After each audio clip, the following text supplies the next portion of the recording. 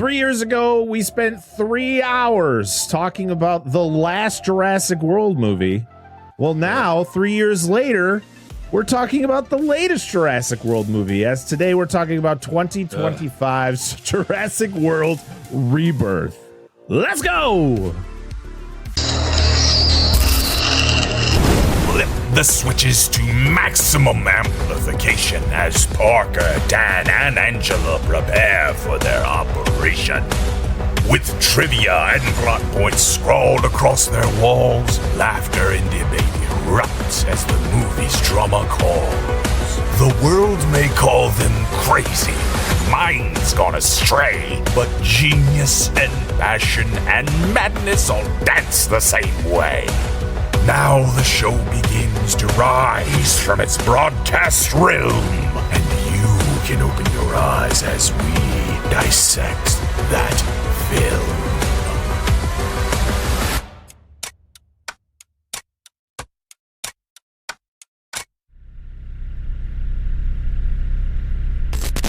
What's going on, everybody? Welcome back to the Dissect That Film Podcast, the podcast that dissects the good, the bad, and the ugly of cinema. I am your host, Brett Parker. Joining me, as always, my wonderful co-host, Dan and Angela of DNA Gaming. What a beautiful couple. Thank you. Oh, it's been so long since we recorded. It's so good to see you guys.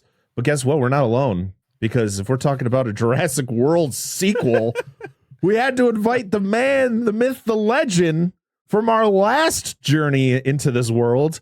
We got Darin Lundberg back in the house. What's going on, Darin? Hey, thank you for roping me into this. How did this happen? I don't know. I'm loyal to my friends, I guess. I don't know. Listen, all right, you're already lined up for the next inevitable sequel. So. they're going to make these Resurrection, Bloodlines. Yeah, you signed a revenge. You signed a blood oath. You're here for. You talked to us for 3 hours. You owe us more than 3 hours. God. Yes. Darin Lundberg is the host of Nostalgia Cast, and he is one of the hosts of Back to Bluey. Darin, can you please share what both those shows are and what you guys talk about?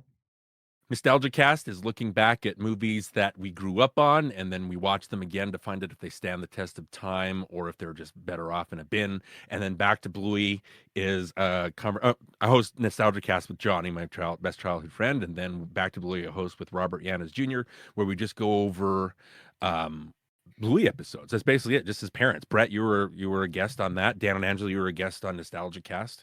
So you both, all three of you know how that worked. But yeah, it's just conversations about life and how movies affect us and how shows about cartoon dogs affect us.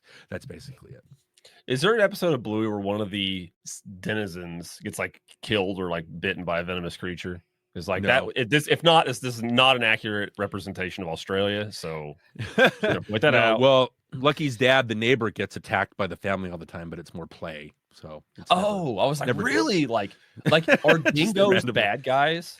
Do dingoes eat other people's babies? You know what? I don't know if dingoes are Brett. Are dingoes part of the? Have they showed dingoes yet? I don't think so. They're just assholes. they're like the street gangs. Yeah. Like Somalian pirates. It's like dingoes. Bandits driving by a certain neighborhood. That's the ding. Don't mess with the dingoes. We gotta drives faster through that neighborhood. Tag the healer's house. Yeah. They all drive lower depth Subarus. Like that's all. Yeah, absolutely. Oh no. Oh my goodness.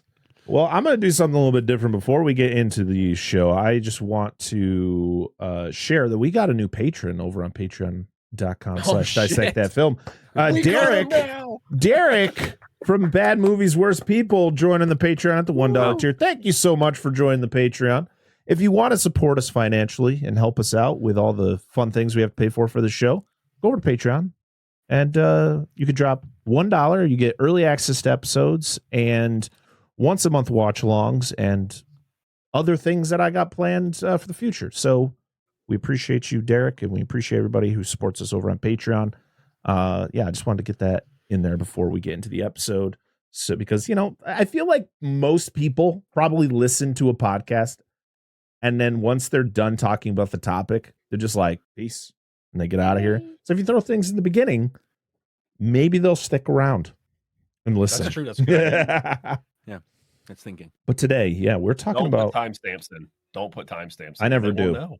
I never do anymore because YouTube does auto-generated ones, and so does most podcast apps. So I said, screw it. I'm not doing them anymore. Okay. I'll let them do it. But yeah, today we're talking about Jurassic World Dominion, which was released. No, Rebirth. Let's not do Dominion again. No, Dominion. Let's bring it back. Please bring it back. Please, no. Gotcha. Today we're talking about Jurassic World Rebirth. Woo! Yeah. The 7th entry in the Jurassic Park / World franchise, or the Jurassic franchise. 7. Dude, Yes. Listen, we both love Godzilla. We can't say shit about 7 movies at this point. Godzilla is much more fun. Like, even the bad ones are agree. much more fun. Yeah. I agree. So, Yeah. Except for Space Godzilla. I think, Anyway. I mean, you got to think, though, like, I feel Godzilla had an advantage because it came out so early in time, where it's like it started in the 50s. So, like, when you're watching those campier Godzilla movies from the 60s and 70s, it's just like, it feels a lot more enjoyable, even though it's like, quote unquote, bad.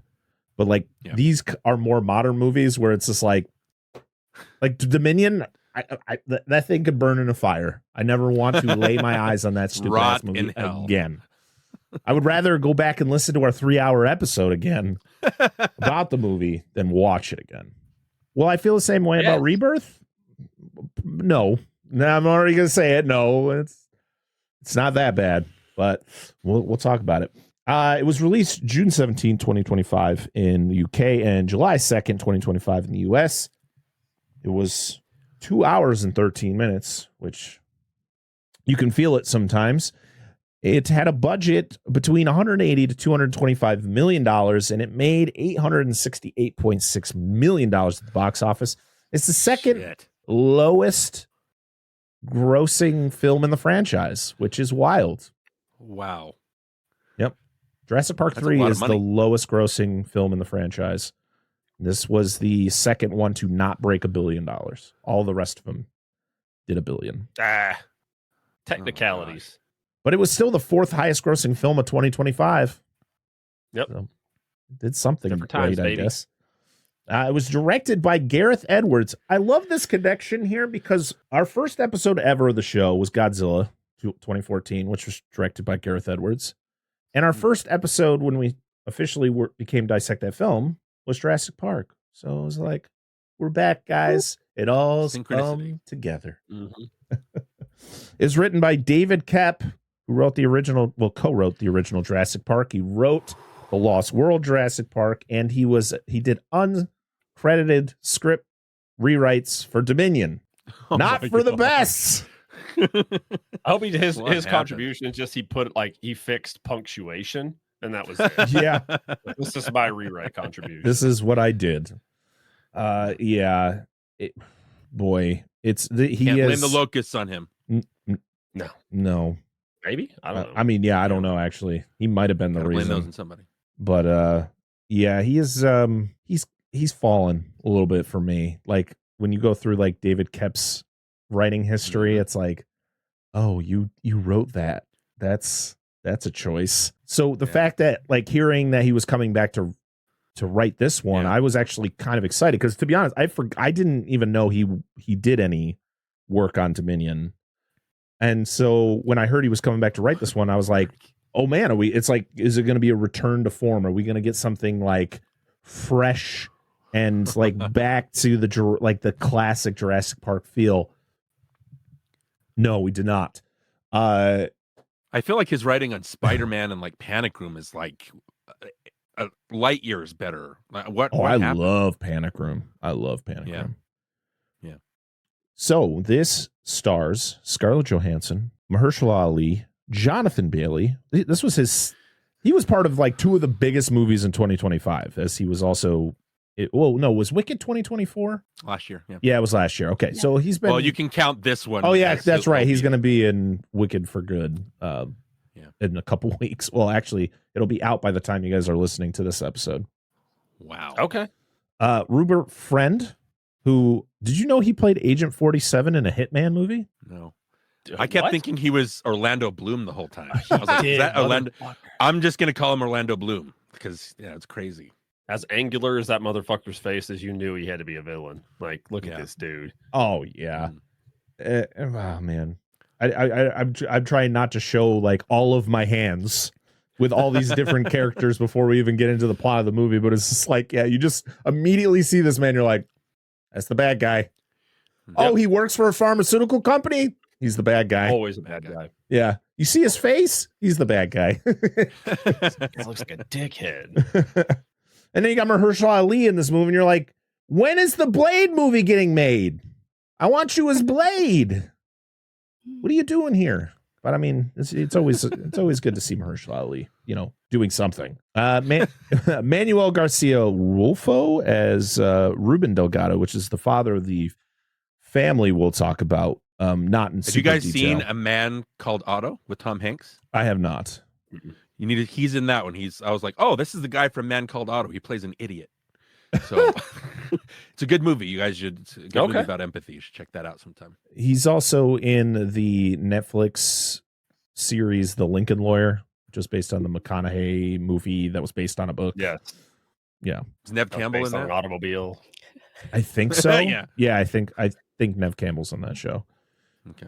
Ed Skrein, who from Deadpool and my gosh, other movies, he shows up in this. David Iacono, I don't know who that is. Luna Blaze and Adrina Miranda. That's the kind of bases out that second family. Yeah. And that's about it. Yes. Scarlett Johansson was very excited to be cast in this movie because she actually had been trying to get into in a Jurassic movie for a long time. She'd been a fan of the franchise since the beginning, and she had like been trying to get into one, and she even like stated that she would love to just be in one for like 5 minutes and just get killed off, like just to say that she's been in a Jurassic movie. So interesting. She got it. Yeah. Didn't get killed, but she got it. Spoiler alert. Yeah, I mean, I don't, there's really not a crazy amount I really want to talk about behind the scenes because it's just nothing super interesting in my opinion. Okay. It's just another Jurassic movie. So let's get into the plot of it. What do you say? Hey there, Bluey Nation. Are you as obsessed with the Australian animated phenomenon Bluey as we are? Then listen closely. I'm Robert Yanis Jr. And I'm Darin Lundberg, and we're the hosts of Back to Bluey, your for-real-life favorite podcast about the themes, lessons, and laughs of Bluey. Just two dads on the internet taking advice from cartoon dogs. We'll discuss all the heartwarming and heartbreaking moments, as well as the sense of fun and play that makes Bluey such an aspirational sensation. Find us on Apple Podcasts, Spotify, Good Pods, or wherever you listen to podcasts. Till then, remember, it all comes back to Bluey. There might be dinosaurs. There might be dinosaurs. There might be an island that is none of the islands that we've seen in any of the other Jurassic movies. How many stinking islands does InGen have? Every movie, there's a new island. What's going on? Make more of them. Just print them. Right. Just every time. All right, here we go. No expense. I don't know how loud I'm going to be able to get with my voice being all fucked up, but here we go. Are we ready? Go for base. Go for base. It is time to dissect that. I fucked it up. Fail. Run. We're here. We go. Dan didn't even say dissect. He was just staring at me as I said it. I was like, the word going to come out of your mouth? I'm waiting for him to say something. I did say it. So this movie starts 17 years ago. 17 years ago, I guess, from modern day. I'm guessing. This is, I guess, before the opening of Jurassic World. Correct. Arbitrary. Completely arbitrary. Because this is like a research facility this is where they were creating the hybrids pretty much. But yet there is no statement of I mean, I guess the Indominus was created way later. So like I guess we weren't supposed to hear about him yet. This was like the early stages. Mm-hmm.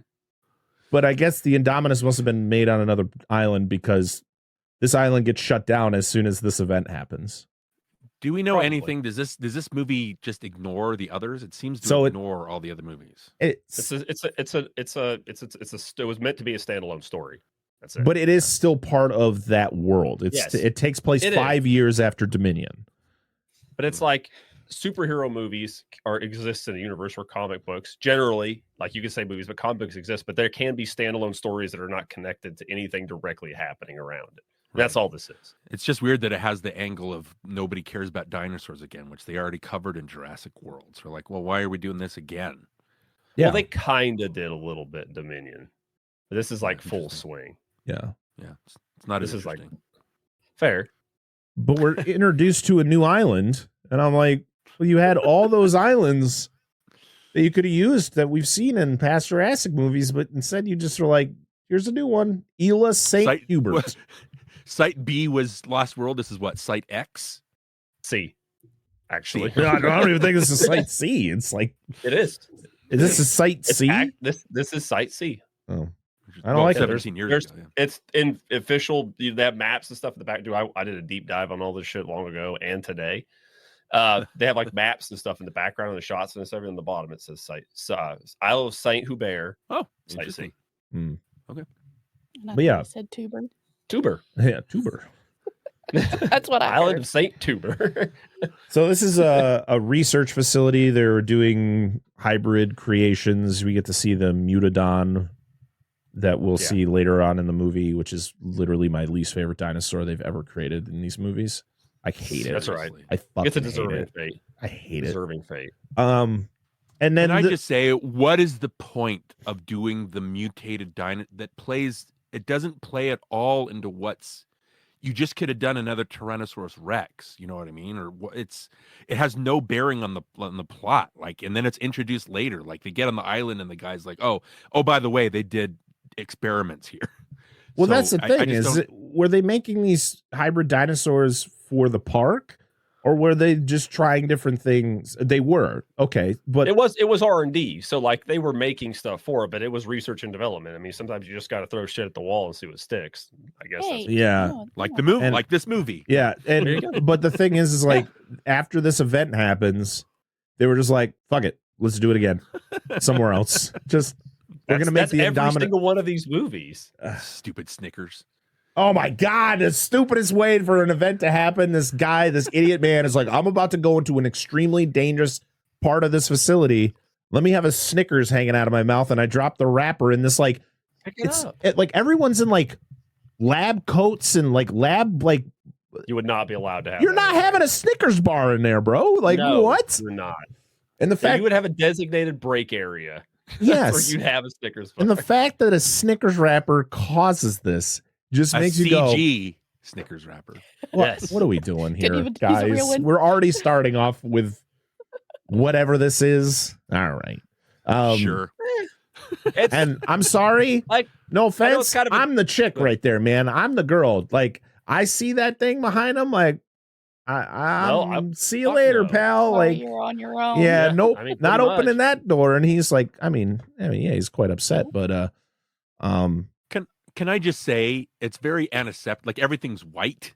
You know what I mean? Everything. And this scene is an exact copy of Edwards' Godzilla from the beginning, the Juliette Binoche. Oh, yeah. Scene. Yeah. Yes, it Except is. without any of the backstory. So you feel nothing for bearded dude or blonde lady, right? Yep. And it basically tells you it's just weird seeing Edwards do this, and it's so devoid of any human emotion. When you think of Godzilla, you really feel it when Binoche dies, like when she's stuck behind there. Oh, And yeah. you feel nothing here. You feel nothing, and it's kind of a mission statement. Sorry for the spoiler for the movie itself. Well, no, but you feel like I think the problem is it's you get a lot of these in the Jurassic Park movies where you get like the beginning, the pre-title stinger, not stinger, but you know what I mean, like the cold opening. You get the cold opening where some shit has to hit the fan and blah blah blah just to carry it on. But he could have bucked the trend and just not done it. He could have. Like Well, you have the monkeys at the beginning. I like how they're CG monkeys. Everything's CG in this. So the CG monkeys are calling to the trees, and then you hear what you think are dinosaur sounds, but it's a helicopter. It's kind of it's a replay of the first Jurassic Park. We have all the guys, Muldoon just standing there, and then you think it's a dinosaur, but it's a forklift bringing a dinosaur in. So again, the whole most of this movie is just a replay of stuff we've seen before, which apparently Spielberg was 100% against.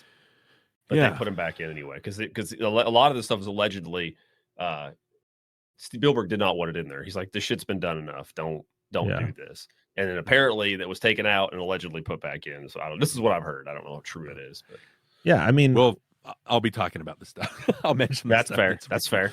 So, Nostalgia bait. I get it. I think the first 3 Jurassic Park movies do it the best, especially like, of course, the original Jurassic Park being the, Joffrey getting killed with the raptor, and then in 2 it's that like rich family on the island. They don't know where they're at, and so the little girl gets attacked by the compies, and then the third one is fucking Eric and mommy's boyfriend like parasailing outside of Isla Sorna, and then they don't technically get attacked by dinosaurs, but it's like, bad things are going to happen to them once it's Ben something, isn't it? Ben Hildebrand. That's it. Thank you. Yeah. I was like, it's there. But you're right, Brett. Those 3 beginnings are different. They're not. Yes. The second one is not a callback. Yep. To the first. The third one's not a callback. Everything's a callback these days. It's. I feel like it's a setup. It's a bit of a. They all have a setup to something.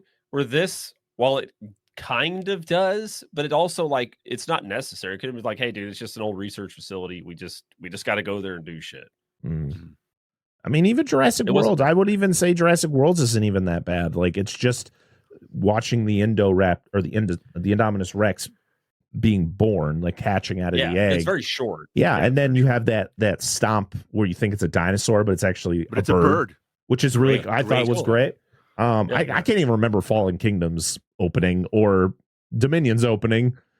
Fallen Kingdoms was, it probably was. Dominion was the not Dominion. Fallen Kingdom was where they go back to the original island. They've got the. That's right. I actually liked that. I like. I that. really like that on opening. That's the thing on the ladder while getting chased by the T-Rex. Yeah, I still haven't seen that one.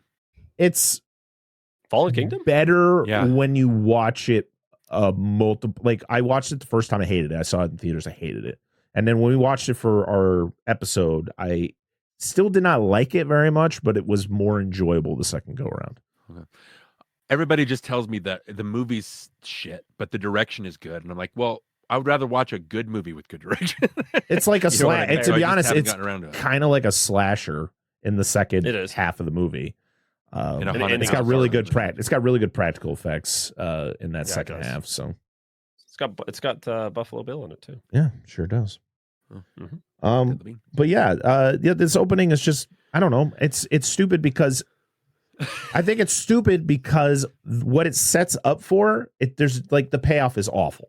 It's awful. There's no payoff. There is like that. Okay, thank you. It's either little or nothing. It doesn't do anything because this regardless of how the island went to shit, it doesn't affect the goal of the individuals going to the island in the film. It doesn't affect. That's the thing. This island didn't. I mean, well, I guess it went to shit for the people, but it didn't go to shit. The dinosaurs just took over the island, and it's like, well, it's our house now. Like, yeah, deuces, motherfucker. This is our place, bitches. Interesting. I'm gonna try my thoughts on is it a D-Rex? What is it? D-Rex? What I always try to, I always end up sabotaging you guys because Brett, you always go through the movie like a scene at a time, and I jump like an hour into it. Yeah, all over the place. So it's sponsored by Doritos. Doritos. Seriously, I'll keep my thoughts on that for the reveal later. Oh, I got words too. I'm gonna get in so much trouble. Listen, to be honest, my notes for this movie aren't crazy long because that's okay. There's parts of this movie where I don't really care about this. I don't want to talk about it because it's nothing. Exactly. It's literally dinosaurs are dying again.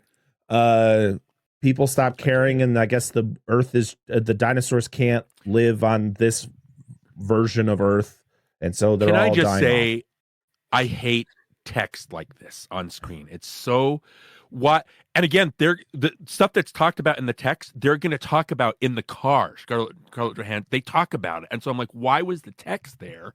I hate when movies like it's like in Pearl Harbor where it says 6 months later, and then you get Kate Beckinsale and Josh Hartnett, and she's like, don't leave it another 6 months, okay? I'm like, why was that there? Like, I'm not an idiot. Like, just why don't you just show me? Again, you didn't need that text because they talk about it. You know what I mean? It's like, I already don't like the text, but when it's like superfluous and redundant, I'm like, why was that in there? Like, I hate when movies treat me like I'm dumb. I don't know if that makes sense. No, I agree. It's like just don't do the text and just show them painting over T-Rex Taco Tuesdays. And they literally they talk about it in the car. And then when they get into the museum, which we're about to get to, there's also the video that shows you the illustration. One time, guys. One time. Angela, are you pro-text or anti-text? I guess depends on those. It depends. If it's taken away from the movie, I don't need it. Like if it's, I don't need to be thinking about what was on the screen text-wise. Thinking, is it gonna, be in the movie? Star Wars did it best. Yeah. Yes. That's the only. And Spaceballs. I'm sorry. Spaceballs. Yes.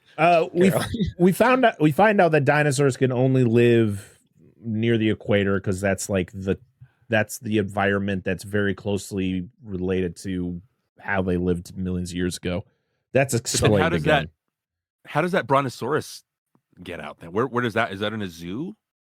I think it was in one a that zoo. holds up traffic. It was either in a zoo or because I know dinosaurs were just in the world because that was the end of Fallen Kingdom with they're just like me. He hasn't seen it. I don't care. I just spoiled it. Don't spoil it for me. So I don't know if you guys follow me on Facebook, but I'm notorious. Like I drive up to Salt Lake a lot, and when I drive down traffic, I am not a fan of traffic. And so I turn to my wife when you see the brontosaurus. I turn to her. Can you imagine how pissed I would be if dinosaurs contributed to traffic? Just another thing. Oh my gosh! Thanks to extinction. Seriously, I'll be on the phone with him, and we'll have traffic, and I'm like gripping the steering wheel, shaking, like. Go right. I have complaints. So, listen, I already. Yes, well, I mean, I got bitch about anything. I feel like this is gonna be the most mad we've been in a long time on an episode. Maybe, but this is more from a technical thing, and I know they do this as like a blanket statement. But all these animals didn't just live in jungly, humid environments, like when they were alive. At their time. I mean, like some lived in arid environments, some lived in cold environments. Like there were species that lived in Antarctica. We have proof that dinosaurs lived in Antarctica. Of course, it was further north at that time. It was still cold as fuck.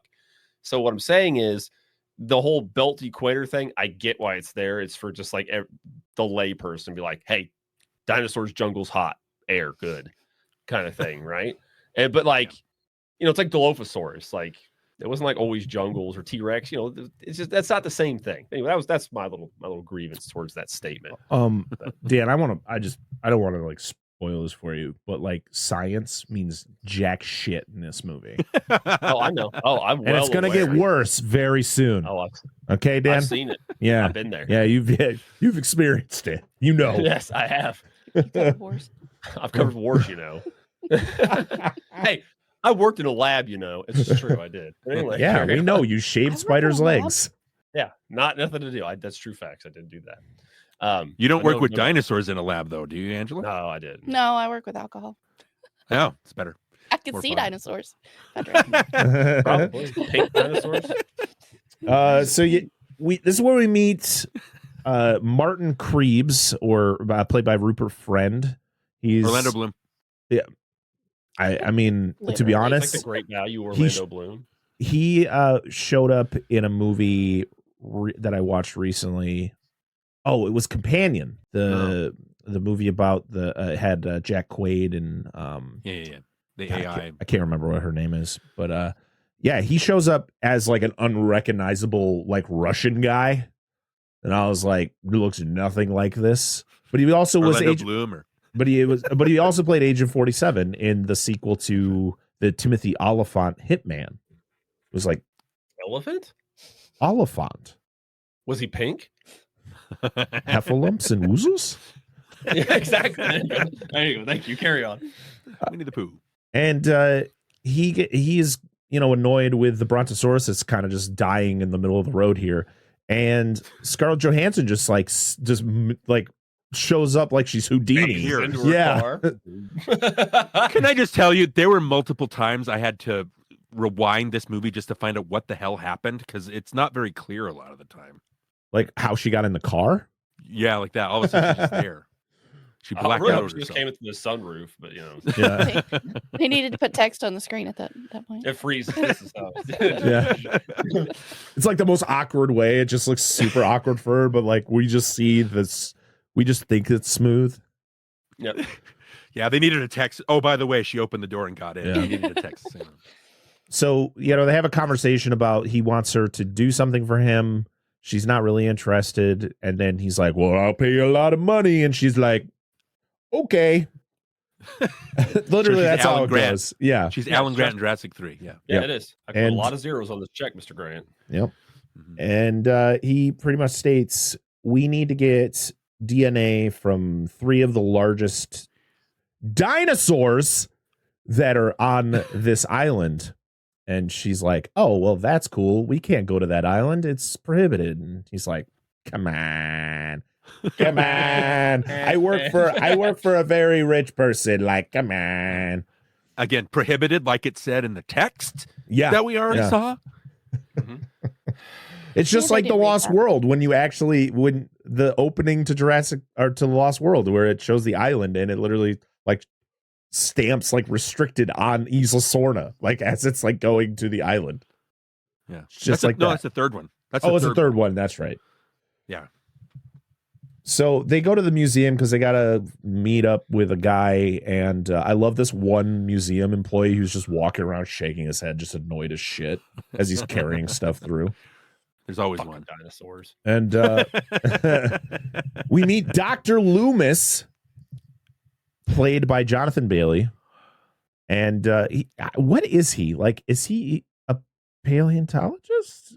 Or, He's a museum yeah. guide. He's just the guide. He's Oh, just the okay. tour guide there. all right. It has Did to we- be. He's very knowledgeable, but he's just the tour. Did we guide. already see? Did we get him first, or the when dinosaurs ruled the earth callback? Like I think they banner? walk towards that. I think that's the first- that maybe that's the first thing you see when they walk into that room. It like shows that, and I remember somebody putting on like, is that the skeleton of Rexy from the other? No, it's not. It's not. She's still on the other There's- island somewhere. Probably. Oh no, Yes. she's I'm not. No, she I'm not was a in there. fan of the Leonardo DiCaprio pointing meme. That's what it is. That's all that it is. It's like, oh, look at that. I remember that from the. It has nothing to do with anything. No. That's the world. I think it was more of like a, hey, when you see it in Jurassic Park, it's like the dinosaurs are back, right? Where now it's like you're seeing it being taken down to the point where dinosaurs are going away. Yeah. So it's kind Like of it's like, a relic. yeah, Yeah. exactly. Okay. All right. And- That's good, I guess. You know, he's in there. He's like, I'm sad. People used to come here in droves. Like would sell out all the time, or people would be waiting around the corner. Now we barely sell any tickets for people to come, so they got to shut us down. And then they're like, oh yeah, so we got to get these specimens from 3 of the biggest dinosaurs. And then they start naming the dinosaurs, and it's not from from Pharma Guy and Scarlett Johansson. It's from the guy who works. It talks about The tour dinosaurs guide. all the time. The tour guide. Yeah. He's like the air Quetzalcoatlus. I can't remember. I can't. Quetzalcoatlus. Yeah, Quetzalcoatlus. not a Come on. dinosaur, by the way. That's not how Show some damn respect. Learn Latin. And it's not even that big. Anyway. It's pretty big. The one in I will say though, Pretty big. There's another As much species as I that's hate- slightly larger. But as much as I hate Dominion, the Quetzalcoatlus that you see in that one is way the cooler one with than the the one in this one. pompadour, Elvis. Yeah. I'm sorry. What? Is that how you play? But It looks better. Yes, it does look better. it looks better in Dominion. Not a dinosaur, by the way. So cool movie. I'm glad science is a thing. But And chime then in and be like, "Hey, not a dinosaur." and then they're But like on the in the sea, Mosasaurus, also not a dinosaur. nope, not at all. All right, and then they're like Titanosaurus. It's like, okay, you got one. Good. 1 out of 3. We'll give you that one. Yeah. 1 in 3 men. It's fair. So the whole reason they got to get these specimens is because it's going to help create a medicine for heart disease. Because the whole thing is the bigger dinosaurs have longer lifespans, so they don't normally have heart issues. They're trying to Something like that. I think that's what they say, or how they try to what's science it up. Did they I'm live with getting- the dinosaurs to know this? Seriously, yeah. So I'm getting dumber in my old age, so I missed it. Either I missed it or they didn't explain it very well. It's just a fetch quest that they go on, right? But I was like, why are they doing this? And then they talk about it later. Obviously, I'm like, oh, okay. But there's no weight to any of it. There's no weight to any of this in any part of this movie. Yes, they did not explain it as good. What I'm assuming is there's something in the specific dinosaurs,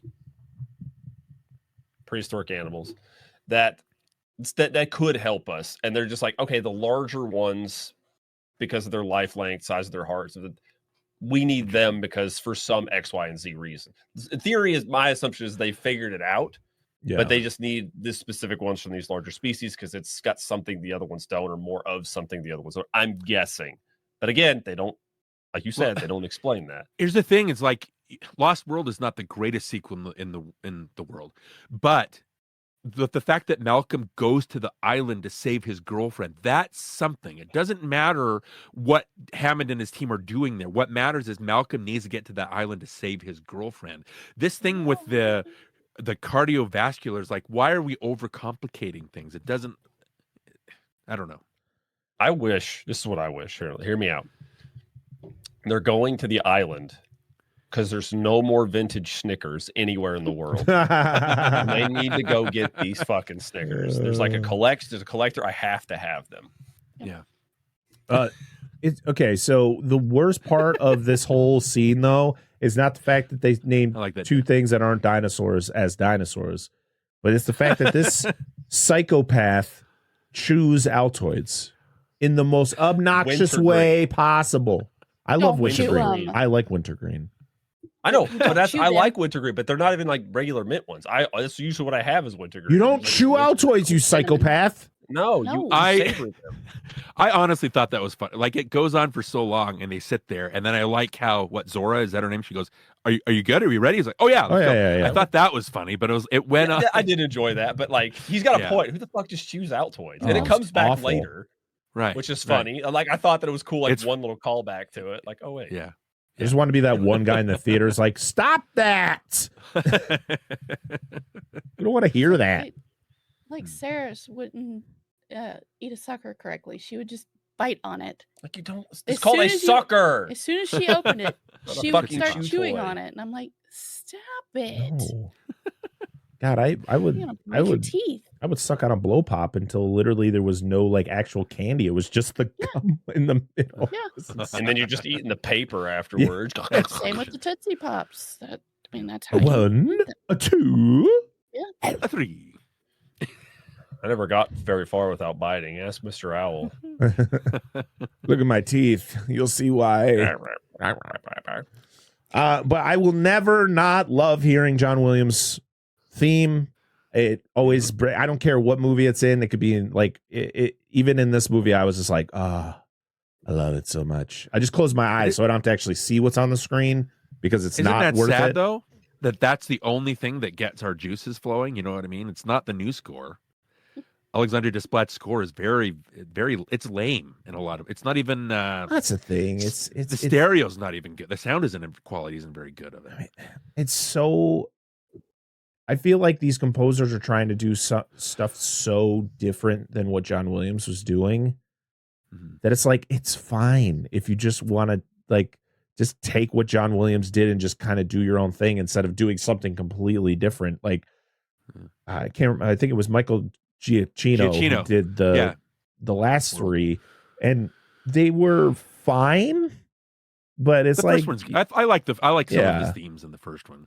Alexandre Desplat, he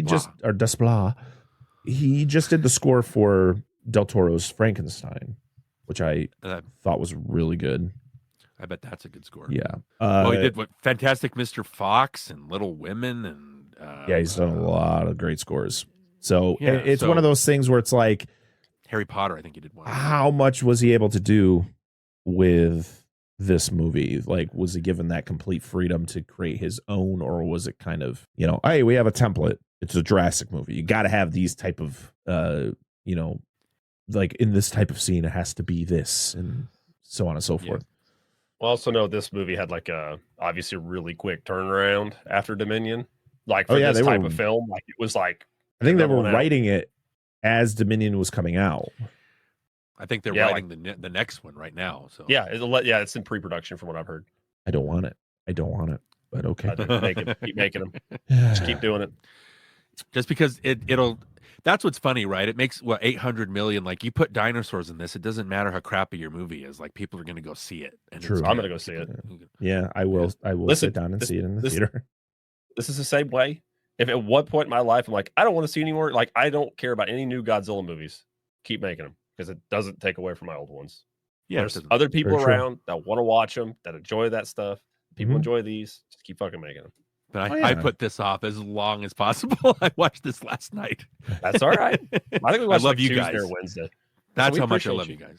Yeah. We appreciate it. This is a tradition. It's the first Jurassic World was like one of the first movies I brought my son to go see, my oldest. When it was like 2015, so he was like 2.5. He was like 3 maybe when we went to, and now he's going to be 14. So it's like it's been a long tradition of going to see these in the theater, even if the last couple were not great. So I think we mentioned it, like with Dominion, it was free. And so my wife we watched it together. And I guess it's a tradition that we watched this when she sat, kind of played it on her phone for a little bit, but she was poking fun at a lot of stuff. But Jurassic Park is always going to mean something to her because her dad, who just passed away last year, she has a very fond memory of, and they never went to a lot of movies, but she remembers him taking the family to see Jurassic Park. And when you see the brachiosaur for the first time, whichever one, when you see the dinosaur my wife Elizabeth remembers. She goes, "My dad went wow." Like out loud in the theater. And so she has a very strong connection to that. So even though these movies the sequels aren't good, there's still something about, when you sit down, I sat down and watched Dominion, right? And you're like, okay, let's do this. Let's get back in and the same thing with this. It's like, okay, let's give it a shot. But it's just, you know what I mean? There's a strong pull for these movies and there's nothing wrong with that. It's fine. It's just, I wish they were better. That's all. Yeah, that's fair. That's nothing wrong. Wish it to be better. That's fair. Yeah. So we are in Suriname, and we get to see it's like a fishing town, from what I can tell.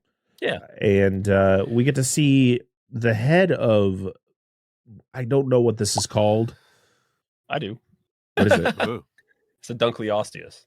Yes. Which I guess, which is, I guess the reason they did it this way, where you just see the head, is because I guess, is it like the only specimen they've ever found is just the head? I think so. It's an old plated fish. Like they're like it's teeth. You see its teeth. It's actually not teeth. It's like a bone plate. Yeah. That they used to actually didn't actually have regular teeth. Cool. It's glad it got representation. We get representation from another large fish here in a minute. But when we see it and it's only the head, yes. What ate it? Like what killed it? Is it the mosasaur? Is a megalodon in this universe? Is the fish just a head? It's just a head, and that's funny. Yeah, it's just like. Can I just say that I would rather sit and listen to Dan talk about dinosaurs for 2.5 hours than watch another one of these shitty movies. Like I'm just you talking about that, Dan, right here is like that's infinitely more interesting than anything that's gone on in the last like 6 of these things. So just fair enough. But unfortunately, Darin, we have to keep talking about the movie. So we meet, what's his name? Duncan, played by Mahershala Ali, and we also see Francis from Deadpool. Ed Skrein, who plays Bobby. There's a little. Can I just say, Ed Skrein is a personality vacuum. In Deadpool, whenever he shows up, I'm like, what? Get back. Who is this guy? Like, get back to the Deadpool. It kills the movie for me whenever. So when he shows up in this, I'm like, not again. Wasn't he in Alita? Wasn't he the cyborg? Yep. But I do like how they, sorry, Brett, if you were going to talk about this, I like how they trick Martin into paying more Yep. You know, when that Oh, screen it's so good. I thought that was pretty funny. That was clever. It was. But- I especially when screen shows up and goes, "Oh no, we already did that." I thought that was. Pretty funny. I will say, Scarlett Johansson is probably one of my I think she does a very good job in this movie, like performance wise. I think she gives good emotion. I love like the camaraderie she has with like Duncan and like the back and forth that she has with Krebs, because she knows he's a slimy fuck. And I don't know. I think she does a really good job with just how she carries herself through this movie. And it like you can kind of see that she cares about being in this movie. She gives a shit. Yeah. At least somebody does. She's taking the mediocre script and she's running with it, and she's doing a fairly good job with it. I think David Ehrlich's review, he mentions Mahershala. He says it's all presence but no acting, which I thought was a good way to. Do we even know what his backstory is? Something with kids? Like that wasn't very clear either. His son died. There's a scene between him and Scarlett Johansson where they talk about like shit that went on in the past. Yeah. But are we? Sorry, Brett. Are we there yet? That Not conversation. yet. That okay. Well, I'll wait. No. I'll wait. It's manufactured. This whole movie is just manufactured. It seems like. But yeah, so they hire him in his boat to take them on this mission. They got to track the Mosasaurus, and we also hear that InGen went bankrupt, which is a little like, yeah, this is why you're not going to hear about InGen anymore, because they're not even around. Relic. Yep. And they talk about the facility that they're going to, like the island and all that. We already know that, what happened and all that, but they have to explain it to us again. And we get a whole thing where they're like, because Bobby's got to come in all tough. He's like, got guns and stuff. And like, we're not going to kill the dinosaurs, right? We're just going to get the samples. He's like, well, we got to have a backup plan. He's not wrong. I'm sorry, no, he's not. I mean, yeah, you But are going up don't have against a backup dinosaurs. plan, Yeah. He was, and then For a team of experts, they're surprised by everything. So well, technically, in all fairness, this reminds me of the troop from Jurassic Park 3, because they're mercenaries and they're designed for this kind of work, but they're not designed for this kind of work. Yeah. Yes. They didn't read the makes Wikipedia article. They literally, it's like, we're going to an island with dinosaurs. Don't worry, we got this. But it's like We got people have this. never actually been there, so they're like, I watch Right. YouTube videos. but I'd still be strapped. Sorry. Hey guys, It- I'm on Isla Sorna right now. I'm about to go through the jungles. Maybe I'll run into a dinosaur. Stay tuned. Follow for part 2. Make sure to like, comment, and subscribe on the YouTube channel. Next one is just literally a 2-minute video of him like screaming, running through the woods. last updated for like 30 days ago. Like, no. Update: we found his body parts. Oh my God. This must you be the find him? body of Udesky.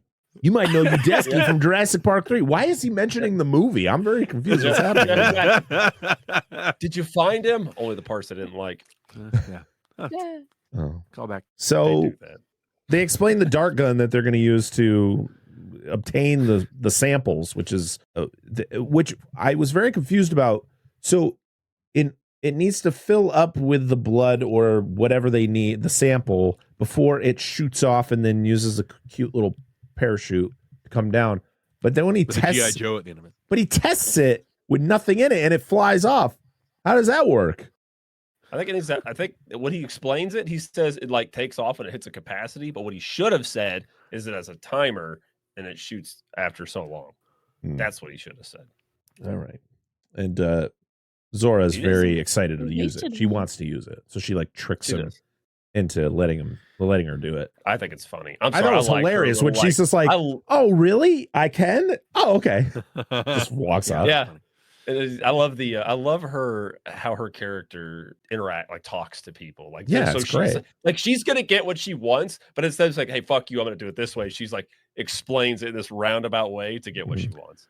Well, they don't really explore it, but in a way that's interesting. But it's like, is Yeah. she like that's that she? It seems like she's talking to people like people mansplain to her. Yeah. That's what it's. And so I like that, but they never explore it in a way that that's what No. she's doing. That's just what she does. So. Mhm. Yeah. This is when we get the kind of the conversation between Zora and Duncan about like Zora had a person on her team die on the last mission. It was like a basic mission. bomb. Yeah, but a car bomb went off, killed her friend, and It was like, it's this really like deep conversation that just kind of, I don't know, for me, it kind of throws things off because it doesn't, I guess it just shows that they have a good a tight relationship. What this movie, I don't like movies like this because they make me cynical about other movies. Like when they have that conversation, I get what they're doing, but I don't give a shit. Like anything they say is not compelling. I wrote down generic character writing 101. It's like I get it. I get what you're doing. You're establishing the relationship, but it's Teflon. There's no. Okay, we're going to compare it to the first Jurassic Park. Like when Hammond is talking about Petticoat Lane, about the flea circus, right? Mm-hmm. You feel that. That's interesting. There's a tragedy to that. When these two are talking, it's just very obvious. Oh, this is a screenwritery thing where we're just giving them backstory, but it doesn't, I don't feel like they know. It just feels like they plugged everybody. Okay, Scarlett, here's Mahershala, let's go. And like, there's no like chemistry or history between them. It's just in the dialogue. It's just very, I don't know, Dan and Angela, did you feel that? It's very matter of fact, and I just didn't care. I was like, whatever. And it doesn't, it doesn't set it up very well later, like how he interacts with the family or how she interacts with people. It's just there to give them backstory. Don't get me started on the fucking family, man. So I'm about to tear that shit apart. So I'm not as cynical about this scene because I watch tons of movies where we get this much backstory. So the fact that they give these people, and I actually like the interaction between them, but again, I think it's like the way it's integrated into the film. Instead of it being like everybody's just hanging out and having a good time, they step away, have a natural conversation. It's just like they enter this cut to scene where they're entering into this. I think, which makes it kind of jarring. It feels like backstory now instead of it feeling more naturally integrated into the film. But I like it. Like I think it makes sense for how Duncan interacts later multiple times in the film with that kind of thing. But Scarlett at this point has already showed concern for her team and who she works with, and she has people she cares about, and she's never illustrated any differently. But I don't know if the backstory was necessary. But I don't have a problem with it. I guess it's there just for the sake of being there. Like it didn't. I didn't feel any impact from it. Also, did you notice, is it Nina, the what is she? It keeps cutting to her reacting, but I don't know where she is in that room. Like, I don't think there's an establishing shot of where it just keeps cutting to her randomly. So. And I'm like, who's that? And it's just very weird. It's very strange the way that whole thing. She teleports around the room. Yeah, it's very weird. They introduced Nina and Leclerc, the French boat driver. And immediately you go, they're gonna die. Dead. They're gonna die. You know their task. Yeah, 100%. They're there to be cannon fodder. It's just inevitable, and they both die in the same exact way. It's kind of funny when you think about it. Well, yes, but not the same. You get what I mean? Like it's just. I mean, a lot of people. Well, not really. Actually, very few people die in this movie in like the grand scheme by dinosaurs. We'll talk about their deaths. We'll talk about their dying.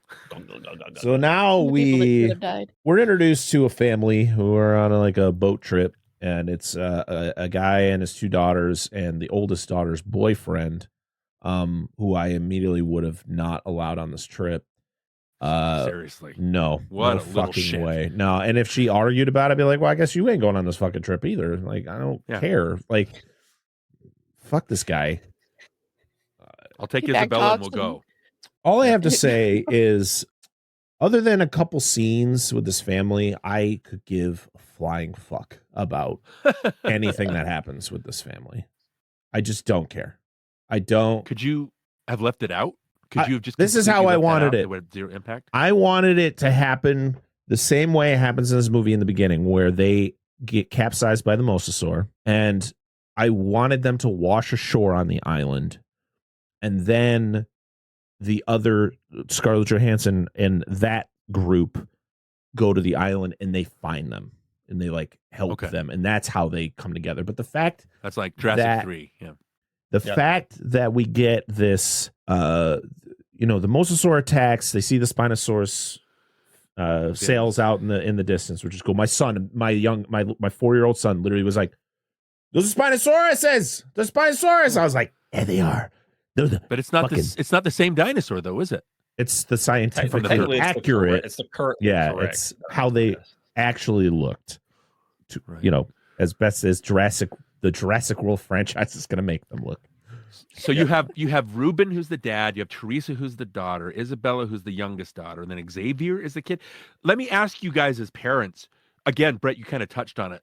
Why is that kid on there? Why would he be allowed on that in such a tight contained space? Like you three, how would you react if that was your kid's significant other on a boat with you? I'd have pushed him off in the water. I'm not taking him. I don't know what He's happened. not. I wouldn't have taken. He's not leaving the dock. He's not. I wouldn't have let him on. I don't care how much the daughter argues with, like, how much my kid is going to argue with me about the fact, like, no, I don't have a relationship with this kid. Okay, you may have a relationship with this guy. I don't have a relationship with him, and I'm not going to form a relationship with him on a fucking boat where I have nowhere to go if I want to get away from this guy. Yep. And spoiler alert, they don't resolve anything. They kind of, we'll get to it, but there's nothing. They set up this. It's obvious how they're it's setting up for something, but it never comes in a fascinating emotional way. It's just kind of dull, matter of fact, the way they resolve all this. But the setup is like, I think the note I wrote is, why do I feel more? Because when they're knocked over by the boat or whatever, I felt there was more suspense or thrills in that sequence than anything we'd seen before this. Yeah. But also the splah score during this part, it's very, I don't know, it's just weird that it calls attention to itself, but not in a good way. Yeah. And I just want to like mention the fact that, like, when I say I don't give a shit about this family, it's not like the people themselves. I just don't care about this part of the story.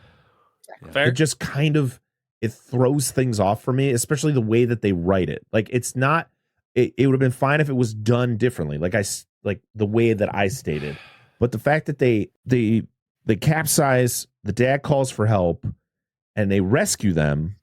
And then you get this whole thing where they're like confused on what's happening. Like, they just got rescued and they're like, what are you doing? Why is this? I don't want to do this. Bitch, you don't have a fucking choice in the matter. This is our mission. Yeah, you're just here. And then they get separated again. It's this whole thing where it's like, okay, so now we have to, I don't know. It just, it wasn't written well. There are some good scenes with them, especially one that we'll talk about a little bit later because it's taken from the book, which I know that David Koepp, when he wrote this movie, he took a lot of influences from the Lost World novel. There's a lot of other unused ideas that he pulled from too. Yeah. So let me just, sorry we're taking so long to, when I first saw the original Jurassic Park, and I'm sorry if I'm repeating this from our Dominion conversation, I was at an age where I was the smart-ass teenager, where I was picking on it, like, oh, the characters they're two-dimensional, and why does the T-Rex come and save the day? Like, why is he so I remember just nitpicking the movie like crazy, and then oddly enough, talking with Jason at Binge Movies helped me see this in a different way. When you watch all the sequels, especially this one and Dominion, it makes the first now I look at Jurassic Park and I think of it as a masterpiece, especially compared, because again, you have Dr. Grant, who's he's the paleontologist, right? He wants to see dinosaurs. You have his girlfriend who's the paleobotanist. You have Malcolm, who's the mathematician that kind of debunks everything.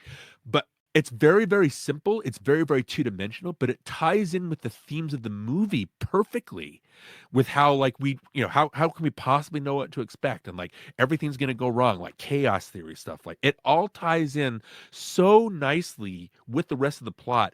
And then all the sequel stuff, including this one, they overcomplicate it where I don't care. Like, when you look at David Koepp, you're right, Brett. I was looking at this going, oh, David Koepp wrote this. That's great. But the writing, it's like a different person. It's like he hit his head against the sidewalk multiple, and this is what he wrote.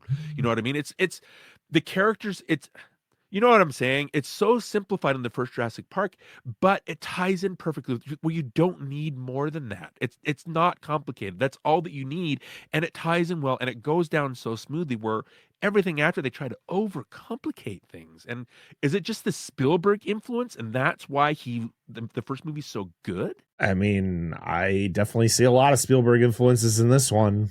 Especially we get before they rescue him, because Mahershala Ali's character Duncan wants to go rescue them, and of course evil suit man is like, no, we have to focus on the mission. And he goes, and evil suit man goes, it's my charter. And Duncan goes, it's my boat, which is straight from Jaws. And then that might set up another scene that comes straight from Jaws later. Right. I mean, I guess like trying to go like scene for scene with this is difficult because I just want to talk about just random shit, especially when it comes to like Jaws references. Like the Mosasaurus chase is literally them chasing the shark when they first see it. Like that's all it is. Like you have the moment of, of course you had to have the moment that Zora's, falling, hanging on, from on the side and all that stuff. And the Mosasaur tries to get her, which, all right. But yeah, it's just, the writing is so like, he's constantly pushing his glasses up as he's typing, like, and not in the way of like, my glasses are falling down. It's just like, I am going to be the smartest man in the room as I type the scene up. Actually. Yeah. But then nothing. But then things just don't make sense. And you're just like, did you even do any research? Like, I remember back when they made Jurassic Park, even with The Lost World, they had like paleontologists at the time, like with the information they knew at the time about these dinosaurs. And even when they weren't scientifically accurate, they were just like, it's fine. Like we'll tell them later. This is not how a T-Rex was. These aren't how velociraptors were. But this movie is just like, they're like, dinosaurs. That's not a dinosaur. Dinosaurs. No, stop it. Stop doing this. It's without Spielberg here, it's just like his heart was not in Lost World. He said that. He's like, I just felt like I was lazy, right? Jurassic Park 3, it's Joe Johnston, who's one of his lackeys, one of his guys. Yep. He's made some really good movies, but it comes off as like diet Spielberg. Like Dan and Angela, what do you think? Do you agree with that? Is it like without Spielberg's, I just don't know why these movies are light years away from what we loved about the original Jurassic Park. I mean, we talked about this constantly in Dominion, which was an inept movie. Like Trevorrow is a terrible director. He's awful. At least Edwards is an okay director. But I don't know. What do you guys think? Am I just overthinking it, or is it just there is a difference between the first Jurassic Park and everything that's come after it? I think Darren's brain's gonna explode. It will. I'm a horrible movie reviewer. First off, I don't really give a fuck who directs it as long as it's a good movie. Okay. Like I don't really have allegiances to directors. Like I don't have that dedication. I'm more of like, if somebody's gonna make a good movie, they're gonna make a good fucking movie, and it's more the director. I know the director's the dude that's helming it, but there's other people with the director that also make it happen. Not to try to discredit the director, but that's like saying me going into a job site, cleaning everything, and like, hey, dude, you did a fantastic job. Well, it wasn't just me; it was everybody else. But I don't know. Like, I don't know if it was. Honestly, if you're like, hey, Spielberg directed this movie, all right, and it could have been shit. I'm like, oh well, it was the studio, it wasn't Spielberg, was it? Yeah. I don't know. But I'm not trying to shit on Spielberg. I know the guy did good stuff, and I don't know. But I really don't know. Like, I take a lot of films at face value. I'm not. It makes me a shitty. No, nothing wrong with that. Viewer. Nothing with that. It's my perspective, but I do try to look into them and things like that. But it's hard for me to look at a scene like when we're talking about like, oh, this is similar. Like you're talking about Spielberg influences. Oh, this is like Jaws. All right. Well, anytime they chase something underwater in a boat, does that automatically make it Jaws?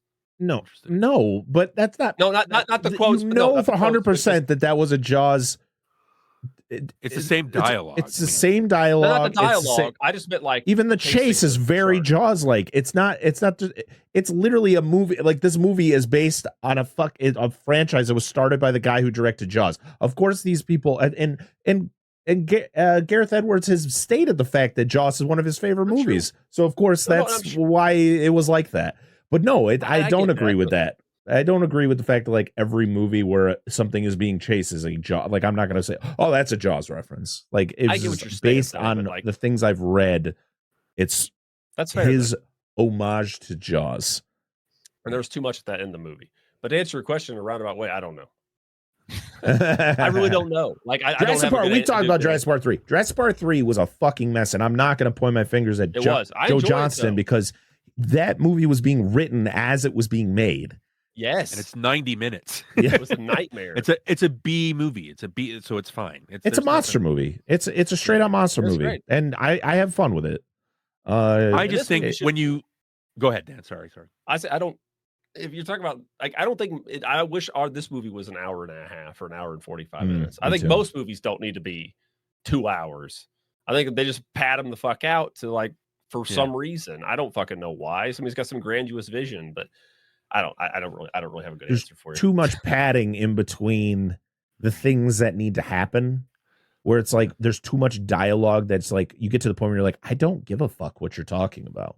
Just get Just to. give me I want to get the sample from the mosasaur, and then now can we just like get like I like the scene where after they get the sample of the mosasaur and the Spinosaurus, they attack the boat. Bobby dies. Bye at skiing. Bye. It was fast. Yeah. And- I like his death Yeah, it's really cool. Yeah, it was good. because you could hear him gurgling as he's Oh. going down. I was like, that's a nice touch. Yeah. And you get the whole thing where evil suit guy freaking like pretty much kicks the oldest daughter off the boat, which was a whole 'Cause it's thing. secret. Which Yeah, again, secret. that whole situation did not need to happen to make him the bad guy. No, Well, No, he was they already announced. again, they don't resolve it in an interesting way at Yeah. the end either. It just kind of comes back. It's like and you not, did it's, this it's to forced. me. Rah, rah, rah. But just to go back for a quick, I understand, Dan, how a lot of people don't watch movies with the kind of like nerd view that like I watch, and that's no, I'm fine, not making you know what fun I of mean? it. I'm just Yeah, I get that. Like we're all friends, and so there's nothing you guys can say is going to piss me off because I love all three of you, and so we're just chatting, right? But when you watch these sequels and you watch Jurassic Park, another Jurassic Park, yeah, I'll go see it. Wasn't as good. Like you see all these others, and you're like, well, what's the difference? And then you look back, this guy Spielberg was attached to the first one. Like maybe that's what's missing from the rest of these, even the second one. You know what I mean? But I just think that there's just. Since none of these movies have been as good as the first one, I think just the Spielberg thing just ties into that. I think. I don't know, that's just. But see, on a counterpoint to that, but how many? Again, we know which ones. How many movies are truly better than their original? Not many. Like a massive majority aren't. Yeah. It's the magic, the newness of it, right? Yeah, It's that not- really sticks with people, and I agree with you. I mean, there has to be something. Good directors are good directors. Like there's some people just have it. They get that first hit, whatever, and some people make second. Like Cameron, he's good at making second, except for, I mean, he wasn't fully involved in Piranha 2, but he's just the guy knows what he's doing, is what I'm saying. But I don't know. Movies are just weird like that. They're so reversed on video games. That's what I'm used to. Like sequels are generally better in video games than the previous one. Right. Right. Because the first one is usually your introduction to that world, and usually that that's where they're trying to figure out the mechanics, and then like 2's like, all right, guys, why can't we do that for improve movies? this. Like, yeah, it's the same thing. Make it better, right. but just But make it then- simple. Yeah, Yeah, I you like have that Top one. Gun, and then you have Top Gun Maverick, where Top Gun doesn't do anything. Like it's just there for sensation, and then Top Gun Maverick does the thing where let's give everything depth and let's make it matter. So that's the difference here. But Jurassic Park is the one that has the depth, and then everything else is just trying to catch up. So that's like absolutely understandable. I think that, like you said, they just overcomplicate it. Just give us a solid concept, why we need to be here, and just make the shit that's happening there interesting. Exactly. That's it. You don't need to overcomplicate it. Just make it interesting. I mean, we all know why they keep making these movies, I know. because they make a fuck ton of money. That's literally why Yes. we keep getting Jurassic movies. Because if you think about it, if you look back, the only reason The Lost World got made was because Universal pressured Spielberg to do it, because the original made so much money, and Spielberg was, after doing the 3 Indiana Jones movies, was like, I don't really want to do sequels to my movies anymore, and so he was pressured into doing The Lost World, which I love. The Lost World, I don't care, and It's got great stuff in it. and The Lost World made a shit ton of money too, and that's why we got Jurassic Park 3. Yeah. And Jurassic Park 3 didn't do great, so that's why it took 14 years to get Jurassic World, and then Jurassic World came out and made over $1 billion. So of course you're gonna make it because, to be honest, for me, I enjoy the hell out of Jurassic World. Jurassic World gets a lot of shit, and people like to shit on it. But out of all the sequels, I really think it's the most solid thematically. I love the idea that people are tired of dinosaurs. And again, Dan, you talked about like, does everything have to be a Jaws reference? In Jurassic World, they literally bring out a great white shark, which again in 75 was the thing. That was what everybody was talking about. And now it comes out, it's teeny. The Mosasaurus 10 times the size of the great white comes out and it eats it. And I love that as a meta commentary on, we need bigger and better things. It's not a shark that's going to impress us anymore. It has to be this giant thing with zero personality that's going to do it for you. And I don't know, I like that whole meta commentary on that. And that's thematically, I like how they kept the T-Rex hidden. That's a very Spielberg thing. They kept it hidden for the whole, and they revealed it at the end. I like that. I liked all that stuff. I like the idea of, we're genetically altering the dino or whatever, and then the Rex or whatever, the Indominus kills the Brontosaurus. And there's that scene where Chris Pratt and Bryce Dallas Howard are looking at this Brontosaurus that's dying, and it's a practical dinosaur. And to me, that was a commentary on, practical stuff isn't impressive anymore. It's got to be this giant CG dinosaur. Again, it's not a great movie, but at least it's something, and at least it explores things. I felt Spielberg's touch on Jurassic World, but I don't feel his touch on anything else in the whole series. Which is fine. I'm okay with that. Like, I like the fact that directors can come in and put their own spin on a movie in a franchise. I think, a lot of people give flack to Rian Johnson for what he did with Last Jedi, but it's like, J.J. Abrams didn't want to come back and do the second one. Like, so and you give guy the reins and tell him to do what he wants, and he's going to do what he wants. People aren't going to like it, but you know what? Yeah. I mean, I'm not a big fan of Last Jedi, but I understand why he did what he did. But I don't know. I digress. Let's get back to this one. What part are we skipping to? I mean, it's the whole thing where the Spinos and the Mosasaurus, they chase the boat. He grounds the boat on the island, and then we get the family jumped off the boat earlier. And they went in a different spot. And then the Nina, she gets attacked by a Spinosaurus pretty much off screen. Like, she's behind this box and gets attacked by it and then kind of just gets taken away. That's one of the scenes I had to rewind. What happens in that scene? You see her at the inflatable, and then you see the Spinosaurus stand up behind her. She looks forward like she sees something and then hides behind the inflatable, and then the Spinosaurus eats her from there. What was she reacting to? I have no idea. I don't know. All I know is I saw the Spinosaurus. On that. There was a Spinosaurus laying down on the beach, and it gets up and it like swims around and gets behind her. So I don't know if maybe she hears something. Yeah. I'm sorry you hear that. I don't give a fuck. You got the waves crash. You'd fucking hear that. Yeah, that's a big ass animal. That's going after huge animal. Yeah. She interrupted its nap, and it I was in it's an interesting angle for the kill because she holds on to the little supplies that hit the beach and it pulls that in, and then you see it later of it pulling it into the water. She's got like a death grip on it. But what was she? I just am confused why she ducked behind it. Like, if the thunder's behind it, it's weirdly staged. I don't know. Guarantee it's I think it was direction. just a good shot. Just direction. Yep. Hey, look in this direction. React to something. Maybe there was another dinosaur in front of her. Maybe she saw something we just never see. I don't know. Something. But so shit happens. That's what this movie Jurassic is. World Shit happens. Yeah. Yep. So Zora tells them that she has like a plan B if they can't get to the spot that they're at in time. In 2 days, a helicopter is going to like fly around the island for a short amount of time to get them if need be. So pretty much it's just get the samples and get off the island. Right. I thought it was funny how Ruben, before they leave the boat, he jabs his leg trying to get the little girl, and he's like, and it's almost ADR, and he goes, I can't move my leg. And then the next shot, he's running around on it. He had his foot stuck. Yeah, I got that. But why is it hurt in some scenes and then not hurt in other scenes? It's very just watched the funny. video about this. Yeah. Weird. Yeah. again. I think it's just part of the rushed process. Like it was just yeah. the movie was Something. rushed to get out, and they just. But why did it it? need to be rushed to get out? Why? They just wanted it because after what happened with Dominion, they're like, "Oh shit!" But Dominion still made a fuck ton of money. So what were they like? What is this the scene where Zora decides to remind us what everybody's doing on the island? Is this where this happens? I think so. And again, we had to be explained what they were doing on this island. Again, like why? That was so dumb. Hey guys, there's mutant thanks dinosaurs. for explaining everything to us. Okay, well, we got it.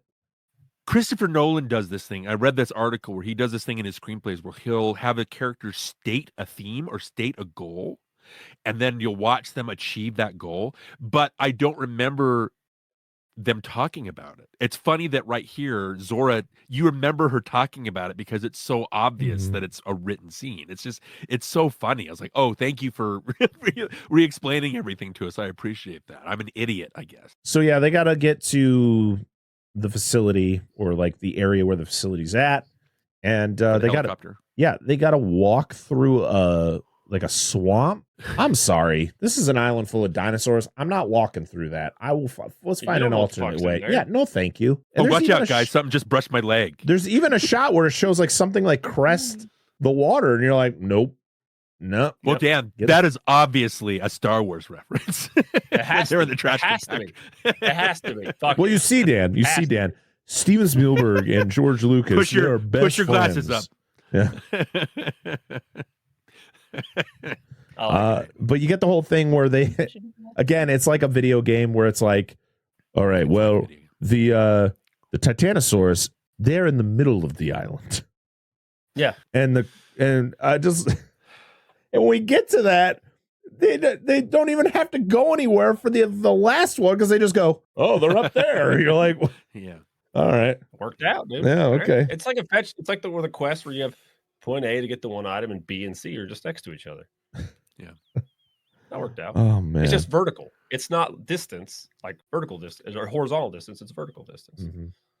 I don't mind that setup as a fetch quest. It's just so obvious that it's a fetch quest. You know what I mean? Yes. So I get what this movie's doing, but it's just generic about it. Yeah, I mean, wasn't Fallen Kingdom at the beginning of the movie a fetch quest?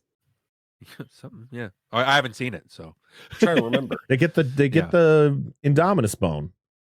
That's right. But that was just that small thing. Yeah, not like the whole film. This is our. Well, Eric was the fetch quest in part 3. Very true. That's true. And Sarah Harding was the fetch quest at the first and the second one. Sarah's finger on the side. Yes. You find out that Loomis studied under Grant. And it's like, thanks for that. Okay. And I guess at one point in the movie, he's dressed like Grant from the first movie. You're like, okay. I don't remember that. I don't know. Yeah. I've been more impressed if he said he studied under Billy Brennan. Oh, then I'm like, yeah, okay. and most people go, oh, who's that? The way that Zora, we're gonna do. Go ahead. No. Sorry. The way that Zora calls out Martin on, what happened with it? Did she even see that? Like, what? That seemed to come out of nowhere. Too. Yeah, it was just kind of like, she needs to call him out on that situation. It's like she was nowhere near the situation. Like, it's forced drama. She was in the back of the boat, and the girl was in the middle, and she gets kicked off. Zora was nowhere near that. So why is she grilling this dude? Exactly. Yeah. Dan, what were you going to say? Sorry. Oh, fuck, I don't remember. I lost it. I'm sorry. I was like, all right. No, you're good. And we get a whole thing where they ask like, so why are dinosaurs dying? And it's like, well, let me tell you. Let me explain it to you. Oh, let me tell you. Yeah, and it's the whole thing that we already talked about, the fact that like the dinosaurs just can't handle the environment on Earth, on this version of Earth. And it's like, yeah, dinosaurs, they lived for millions and millions of years. Humans won't even make 1%, won't even make 1% of the amount of time that dinosaurs lived on Earth. I wrote some of his dialogue down. It's interesting, at least, but it's not dramatized. Like, what does he say? We don't rule the Earth. We just think we do. Yep. And eventually it will shake us off like a summer cold. Yeah. Yeah. Typically it's the usual man versus nature thing, but it's not. This is our man versus nature line that's like put in the movie. And it's like you said, it's a Jurassic Park movie. Yeah. Yes, it's a Jurassic Park movie, but it's not illustrated well enough, I don't think. Like as a whole. Nothing is. Yeah. Nothing is in here. Well, there's one part. Tell you what, dude, I got a scene at the end of this movie I'm all about, baby. All right. Cool. Yeah, I'm excited. Let's end it on a positive note. No, you're gonna be like, Dan, that was so incredibly stupid. Like, yes, it was. That's the worst scene in the whole movie. No, it's not negative. It's actually get me one of wrong. my No, favorite they're things they've done with this They're franchise. gonna say it because it's your favorite. Yeah, probably. It just probably is Right. dumb, but I think it's cool. But carry on, Parker. Well, here we go, because we're about to introduce the thing that was going to sell toys, and that was the cute little dinosaur companion that the little girl was going to have, named Dolores. The Yeah. Aqualops, is that what it is? Aqualops. I can't remember. I don't remember the name. but Ceratopsians. Dolores. Ceratopsians aren't my forte. I mean, don't get me wrong, Dolores is adorable, but Dolores plays no factor in this movie. No.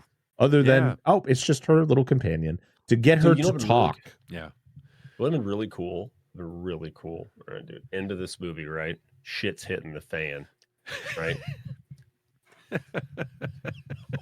They have to save the people and the dinosaurs, and Dolores pulls a switch, and he's like, "You don't do it." Dolores is like, "They're just like me." Oh, fuck it. You had to see the movie. We already Sorry, got you don't that. understand. We don't want it I again. know. We'll just have the dinosaur do it. That's They give her Oh, Scooby man. snacks.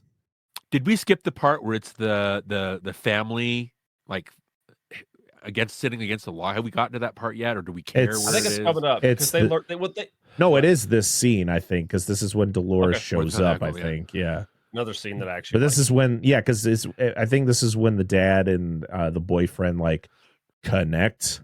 Resolve. Yeah, like, oh, you're That's actually a pretty cool guy. And I just was like, no, you were right about me. I'm lazy. And it's like, I still don't Well, like my you. daughter likes you. I still so don't like guess it's you. all right. So, all right. We also get a whole thing with a.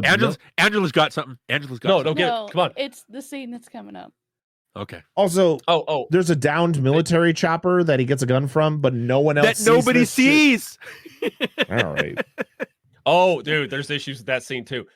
Down military chopper. Listen, I explained this to wife when we were here, and she knows. We were talking about the scene. I didn't explain it to you like you didn't know. I But was we about talked to about say, you we discussed- mansplaining something? No, I didn't mansplain shit. Mm. We discussed it because my wife is an intelligent individual. I don't need to explain shit to her.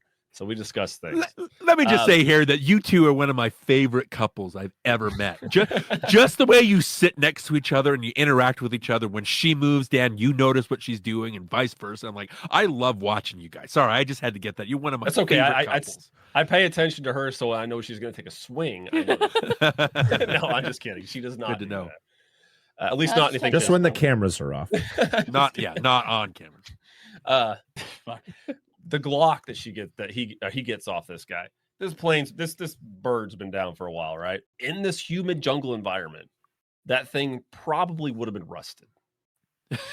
Like probably rusted unless they greased the absolute fuck out of it. I also feel like it wouldn't still be in the man's hands. It would not. That too. Low hanging fruit, literally. No one sees this thing but this fucking guy. Oh my god. Because he drank water. That's why. I wish I would not drink that water. No. Mind you, He just do not drink that. yeah. All the dino piss that's in that. All Gross. of anything that's in there. Yeah. But it's clear. It looks clean. No. It's fine. No. No. Are we gonna go back to the people, the family? Yeah, we could talk about the family. I was gonna mention the Sure. geothermal thing because they did mention that on the boat, and they're like, "Oh, they talked about geothermal. We're gonna follow this back to somewhere." So at least that was like a logical connection. It was mentioned on the boat. They recall, "Oh, geothermal. This will lead to something." Uh-huh. So I guess there's that payoff, but there's more to this scene. Yeah. They live Dolores the Doritos or whatever. Dolores O's. Dolores, sponsored by Doritos. How far away does Xavier walk? Because he I seems think to it's take- massive piss. Yeah, Matt, like heavy piss. Heavy piss.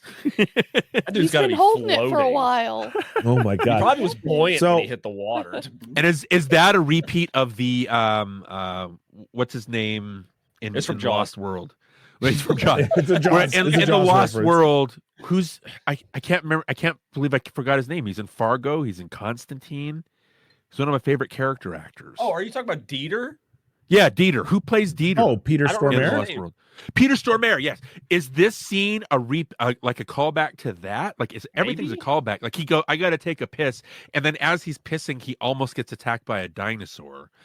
But I don't know if that counts. almost as gets comedy. attacked by velociraptors, and they get attacked by this dumbass raptor that I fucking hate. And I'm in the theater going, fuck you. Fuck you. Why couldn't it have been the Quetzalcoatl? Why does it have to be a mutant raptor? I don't understand the point of so the Mutodon, as it's called, or the Raptor terror. I can't remember. It had another fucking Pteroraptor because it's a mix of a pterosaur and a velociraptor. Fucking stupid. I hated it. I hated this dinosaur.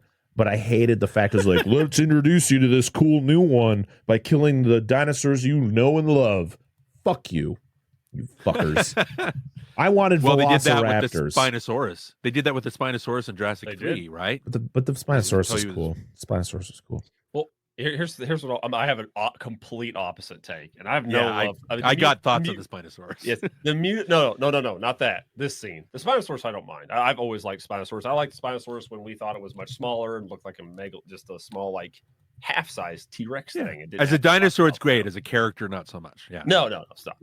It's better than a Giganotosaurus. But anyway, well, that thing did nothing except for Laura. Yeah, except I was going to say Laura Giganotosaurus. Yeah, dinosaur train fans. Laura the Giganotosaurus knows all.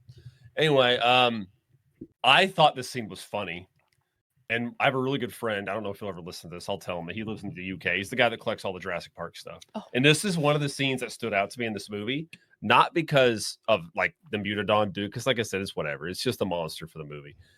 I think this is funny because, and I liked it because we have had this strain of films where everybody had the biggest fucking dick about velociraptors. Like, this is your scene and this is all you get. That's why I thought it was funny. Okay. I hated it. And I know people like them. I like velociraptors too. I like them too. But like, if you make a franchise where you're like, hey, look at all these cool dinosaurs we have. Okay, 2 of them are the only ones that matter. T-Rex, velociraptors. Everything else is not that important. So I think mostly I hated it because I don't think I hated it in that moment. I think I hated it when I fully saw the fucking dinosaur that kills it, because you don't see it in the scene. It's very out of focus. It's I think the scene is actually well done because it is the whole like, you know, changing of the guard type thing, and it's the fact that he is literally taking a piss as he's about to die.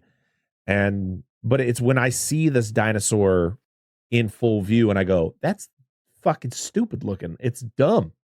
And I went, now it makes me hate that scene. It looks like it belongs in How to Train Your Dragon.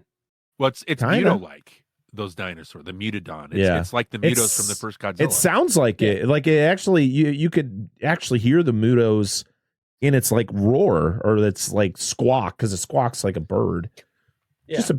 I literally immediately went, it's 6 foot chicken. 6 foot chicken. Or 6 foot turkey. 6 foot turkey, just like from Jurassic Park. Yeah. Yeah. Actually, funny thing I do like about the scene when the Velociraptors is that's a chicken. I know, it's a chicken. I like this scene. Because while he's pissing, you watch the velociraptor that's on his left side of the screen. He starts doing something. He like coughs like that or does something, and it like the velociraptor stops. It literally freezes mid place, just like see what he's gonna do, and then proceeds to keep moving. It's nice. I just like that. By the way, Brett, you mentioned the kid from the 6 foot turkey from Jurassic Park. His name was Whit Hertford. Elizabeth, my wife, went to school with him. So she talked to him after he was in Jurassic Park, and he was she says thought he was the hot shit. I bet he was. I just thought it was funny, shit, dude. Yeah, I just thought it was funny. He was also in Full House for a couple episodes, and he was in Nightmare 5: Dream Child. Yes, he's in the Imagine Dragons, one of their music videos. He plays Stanley Kubrick in one of their music videos too. Oh. Interesting. They still do music videos anymore? Oh yeah, they do. So they show him faking the moon landing or something like that. It's a Shining reference. So yes, they got to get the Titanosaurus sample, and there's like a mating ritual going on. Pretty interesting scene. I wanted to talk to Dan about this. Okay, because you see. First of all, I don't think the Titanosauruses are very interesting. It's funny when they decide to have sex and they play the Jurassic Park theme. And I was like, oh, so now the Jurassic Park theme is porn music? It's dinosaur porn music? Porn? No. So this is art. It's not pornography. Oh. So we can do that. This is okay. And then it cuts to the first. Yeah, they tentacle monster like going on. Oh yeah. It shows them taking the samples, and then I was like, I don't think I want the Jurassic Park theme to be associated with them taking blood samples. Yeah. It's very weirdly placed music, but I just thought it was funny. I was like, oh, Dan must have liked that. Dude, if the Red Cross started playing Jurassic Park theme while I would, like during their blood drives, I'd show up. Dinosaurs? Like, sure, kid. Like, yeah. Yeah. Dinosaurs. Also, I read that you can during this scene, like when Loomis is like touching the leg, he's like really excited about the whole situation. He's very into it. You can hear a clarinet solo. It's being played by Jonathan Bailey, like himself. He was actually part of the score. Really? Like he played in the orchestra for a lot of the score of this movie. But that was pretty funny. My wife was like, "Oh, is he going to get involved? Is he going to take part in this ritual? Like, how would he do that? They just turn. He's just naked, hugging that leg. Like, whoa, what the fuck is going on? See, he's touching the leg, and as soon as they shoot the thing out, that's when it's ended. It's over. Yep. That was the shot. The That money was shot. there. Post-dinocoitus. Yes. Best. I do like Loomis's arc, how they're in the museum, and he's like, "You're going to go out and see these things for real. Otherwise, you're just the guy that goes to zoos." I like that. That's okay. Yeah. That's a fine arc, but again, not interesting. But my favorite thing is it like a video game. They complete this part of the mission, and you immediately see the white arrow that points to the next part of your mission. And it's like, look up. Oh, look at that. There they are. We got to go up there now. It's just a trail. Yeah. Goes to the ground. Yeah. Very helpful. And I literally wrote in my notes, why is nothing with this family interesting? Why do I not care? I just don't care. But this is when we get probably the most interesting scene and also probably one of the most hilarious scenes of the movie, which is the raft scene with the T-Rex, where it all starts where they're like, hey, I think there might be a raft or a boat in that building over there. And the dad goes, you go, I can't walk. And it's like, why couldn't her boyfriend go with her? Why did he need to be there to hold him up? Like the dad seemed fine standing. He just couldn't really walk. Like, why wouldn't? So instead, the daughter goes by herself to go get this raft, and then she's pulling it. And what do you see laying on the bank sleep? I to be honest, I was like, oh man, this is awesome, because it's something you haven't seen the T-Rex do in the movies. It's it's sleeping.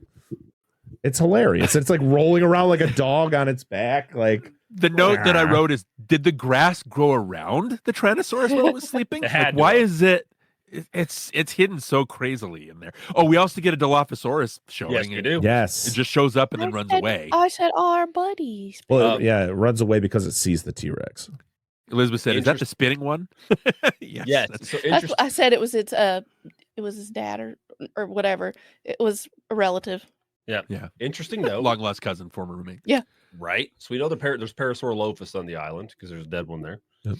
Interesting note is that this scene was not originally supposed to be a Dilophosaurus. It was supposed to be a juvenile T-Rex. Yes, I did read that. Because it's baby. Yep. And it was that was a callback to the novel where Ed Regis is killed by the juvenile T-Rex. That's what happens first. Then the big T-Rex shows up. That ended the second movie, ended Lost World being eaten by the. Exactly. However, different island. Why could you not have fucking fixed a Dilophosaurus? Why have we not fixed this yet? Yeah, why didn't we make it? I want to see a 20-foot long fucking Dilophosaurus without the frill. Exactly. Yeah, even if they would have done the dumb thing and kept the frill, make it the right fucking size. Because you could have made it that size.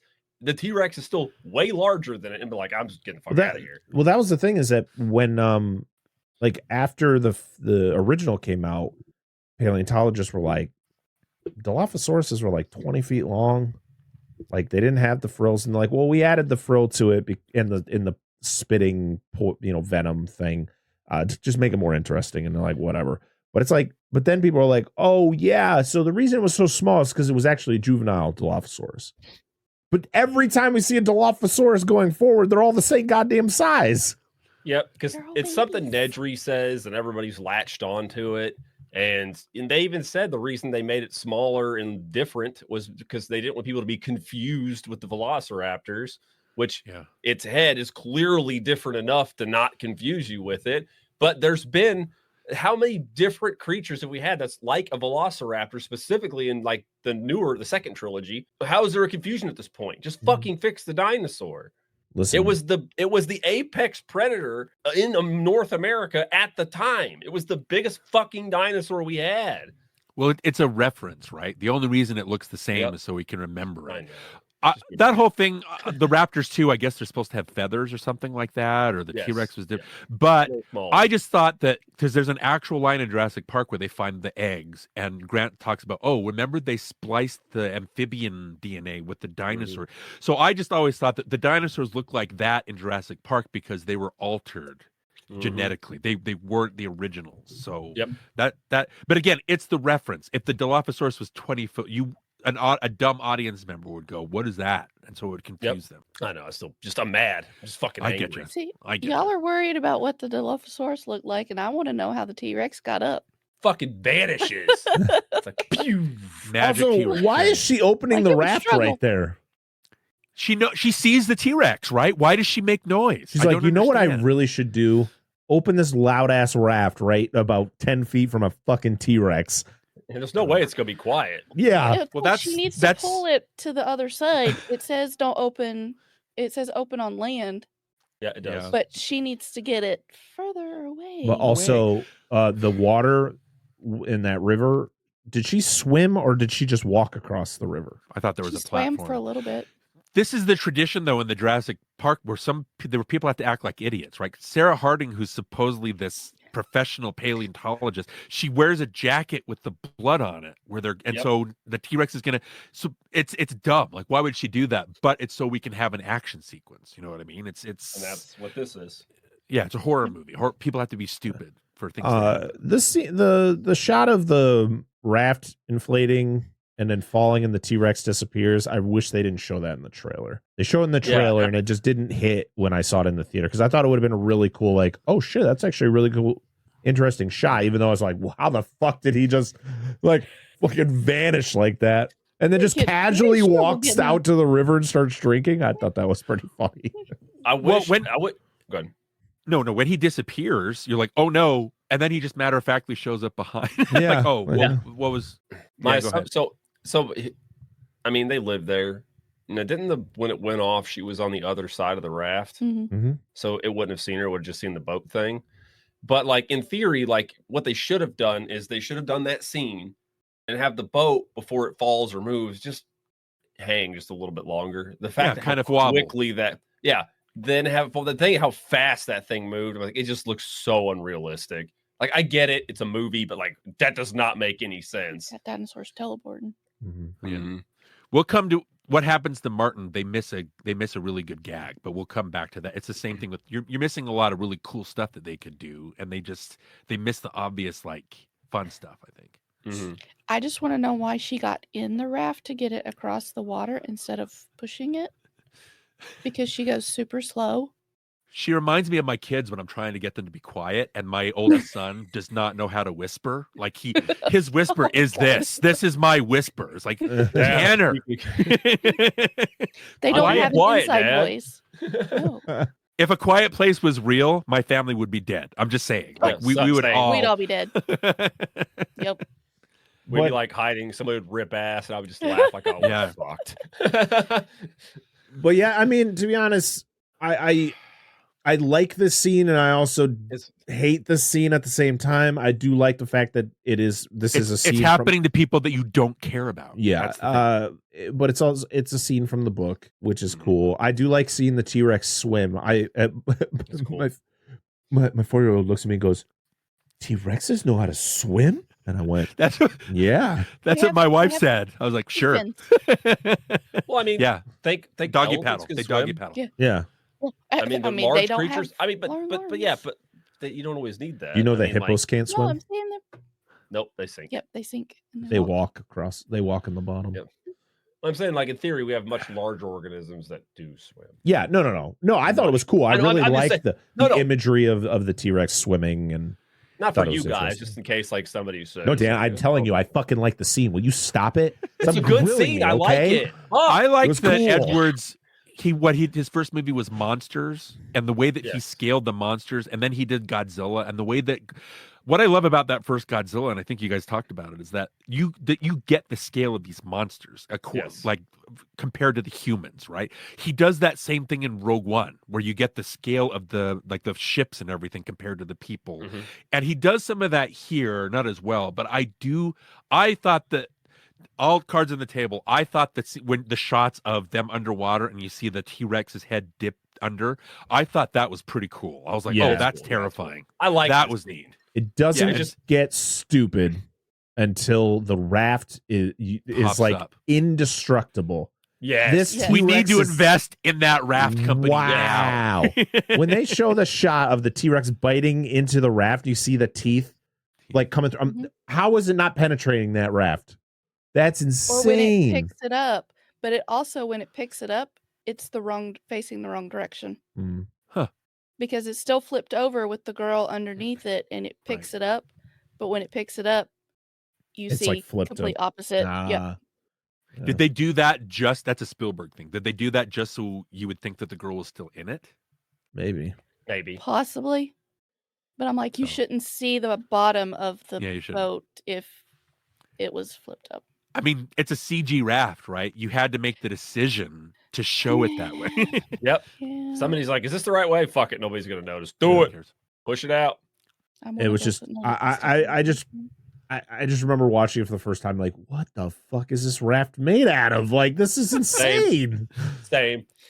It's the same raft that Fiber. Indiana Jones uses in Temple of It's Doom. It's a carbon fiber raft. yeah. Yeah. And it literally, and they still use it after the attack. So like the Yep. T-Rex, they narrowly escape the T-Rex, and then they're able to use the raft afterwards. So you're like, what? Yeah. I do like, Okay. I will say this after like they get through the big rock area where like the T-Rex sticks its head through The crevasse. Yeah. the crevasse. Yes. When it pulls its head out, it's got like scratches all along its face. Yeah. So they took the time to detail that in, which was super cool. And he's like, fuck my snacks. I like Go that. back you and eat can this tell it dead got fuck I left hurt. from earlier. From it. I The way do it's not reacting, think it got hurt. Yeah, I do not think that the T-Rex has the same weight and character that it had in the first Jurassic Park, but I do like I like seeing the T-Rex, you know what I mean? It just Yeah, of course. the way that they mix the practical. There's a shot in Jurassic Park that I adore. It's the POV shot from behind Grant and Malcolm where you see the physical T-Rex head knock the Jeep and then it moves out of frame and then the CG T-Rex walks forward. I'm like, that is so cool because you're using the practical with the CGI to sell it. Now it's all CGI. I just don't think it has the same weight. The Mosasaurus, when you see it swimming earlier, you know it's a special effect. It doesn't feel, and we'll get to it with the Quetzalcoatlus or whatever. The CG in these movies, the less that they use the practical, the less real it feels. There's less gravity to everything. I think. Yep, I don't I know. agree. Yeah, I always enjoyed when the early movies would do practical on the close-ups. Yep.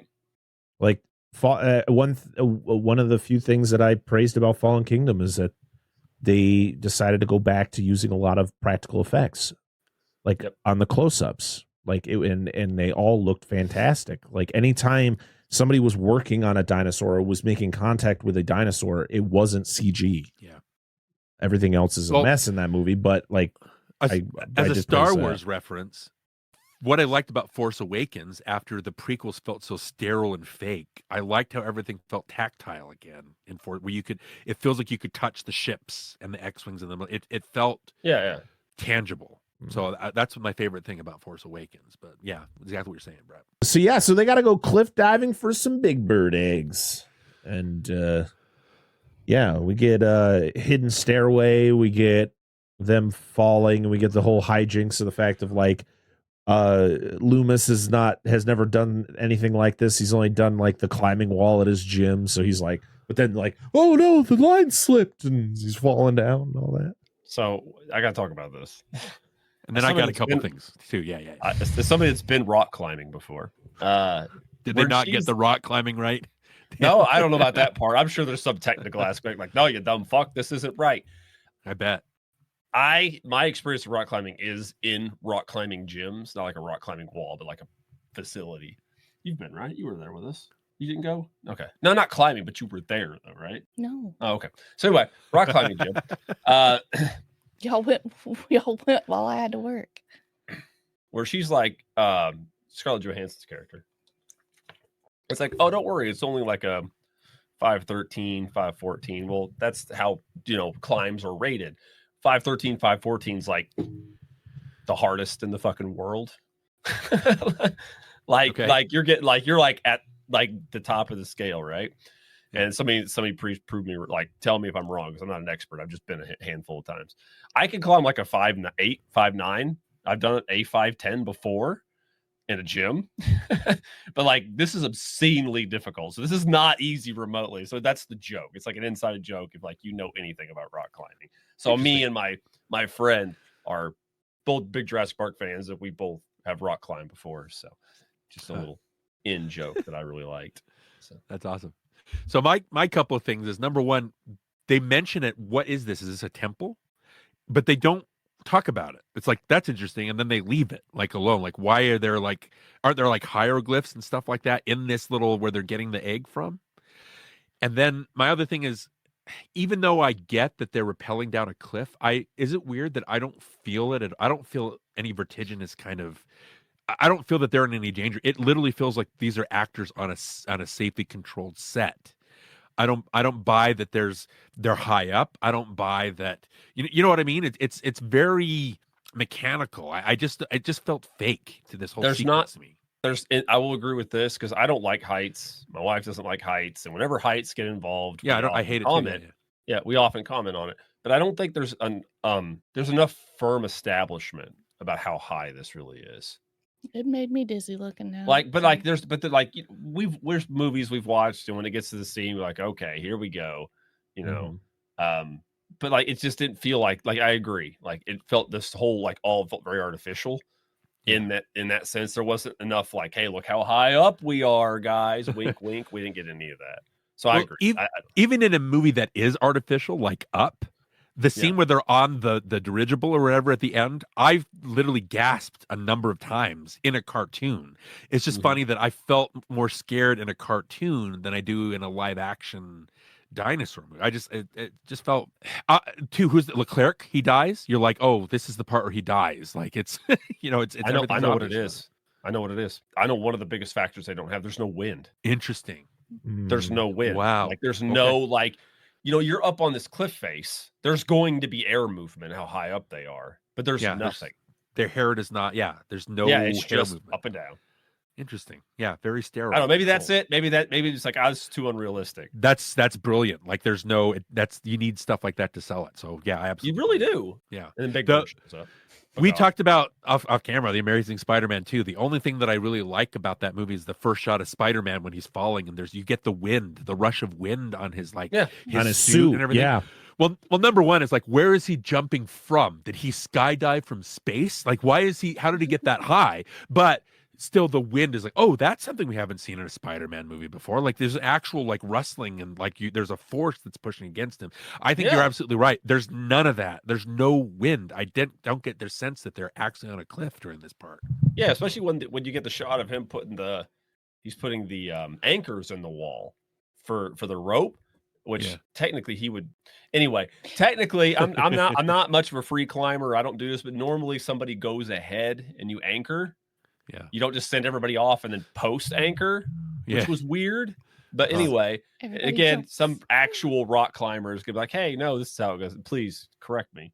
But yeah, also when he's doing that and then one of them flies by, there's also no sound. No sound, yeah. And I guess you're supposed to you don't hear it flying, but you don't hear anything. You would get the wind from it though. That's a lot moving through the air. Yeah.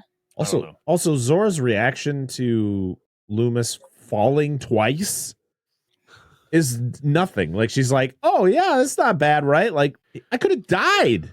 Yeah. Oh, that's the worst. As it goes with this movie, there's supposed to be like a romantic spark between them two, and I don't feel that at all, other than it being the lighting. No, there's nothing there. There's nothing there. Hey, fun thing here. Darin, because I just blanked the name. I'm just like gone. Anyway, so I do that with a lot of people. It's not just you. I still love because you. Yes, I love you too. And it's the heights thing. The worst thing is like I recommend rock climbing. It's really fun. Go to rock climbing gym. The worst thing is coming down. Yeah. Because like I've had it both ways because there's an auto belay, which is the rope that feeds you up and down, right? Your safety. Those are the worst because you have to let go, and it drops like 2 or 3 feet, and then it catches you. Wow. Okay. That's the worst part. You want to get your heart in your throat. That's a good way of doing it. Like, oh God! But yeah, even though you're controlled, even though you're safe. Well, yeah, because it has to catch you because it's got that fail safe in it for like it drops you like a foot, like a couple feet, and then it grabs. It's the climbing's fine. It's the moment you have to let go. It's better if you have somebody do it because they can hold tension on you, and then when you let go, they can ease into it. So you don't get that drop. But that feeling that you're getting, you don't get from watching the scene. No. Nope. Not at all. And I've been on them walls, not those walls, but walls before, and I know what it's like. I do like the way that Leclerc dies. I thought that was pretty funny. Like it just kind of he gets gobbled, and then I love that the line is still like coming out of its mouth. Yeah. Well, the reveal is funny because you see him trying to climb away, and then finally you see the Quetzalcoatlus, and it's got it. I thought that was pretty clever. That was, and it takes a few attempts to get him down. Like he doesn't just go, like you could see him flailing and stuff. That dude went down. Yeah, it's pretty conscious. It's pretty horrifying. He does a good job on his deaths for the most part on these movies. Like the dude drowning. So when they're retrieving the sample from the egg before the mother shows up, we have a second conversation about what's if we didn't turn the samples over to the company that he works for is I had the name. It doesn't matter.com. No, it's called Parkergenics. Oh, hey. Yeah. Are you invested in this company? That was my question. Yes. Oh, he's not saying. He is not saying. How do you think he affords all the Jaws memorabilia that he's got? Yeah. Well, that's how he has the West Wing. Yeah.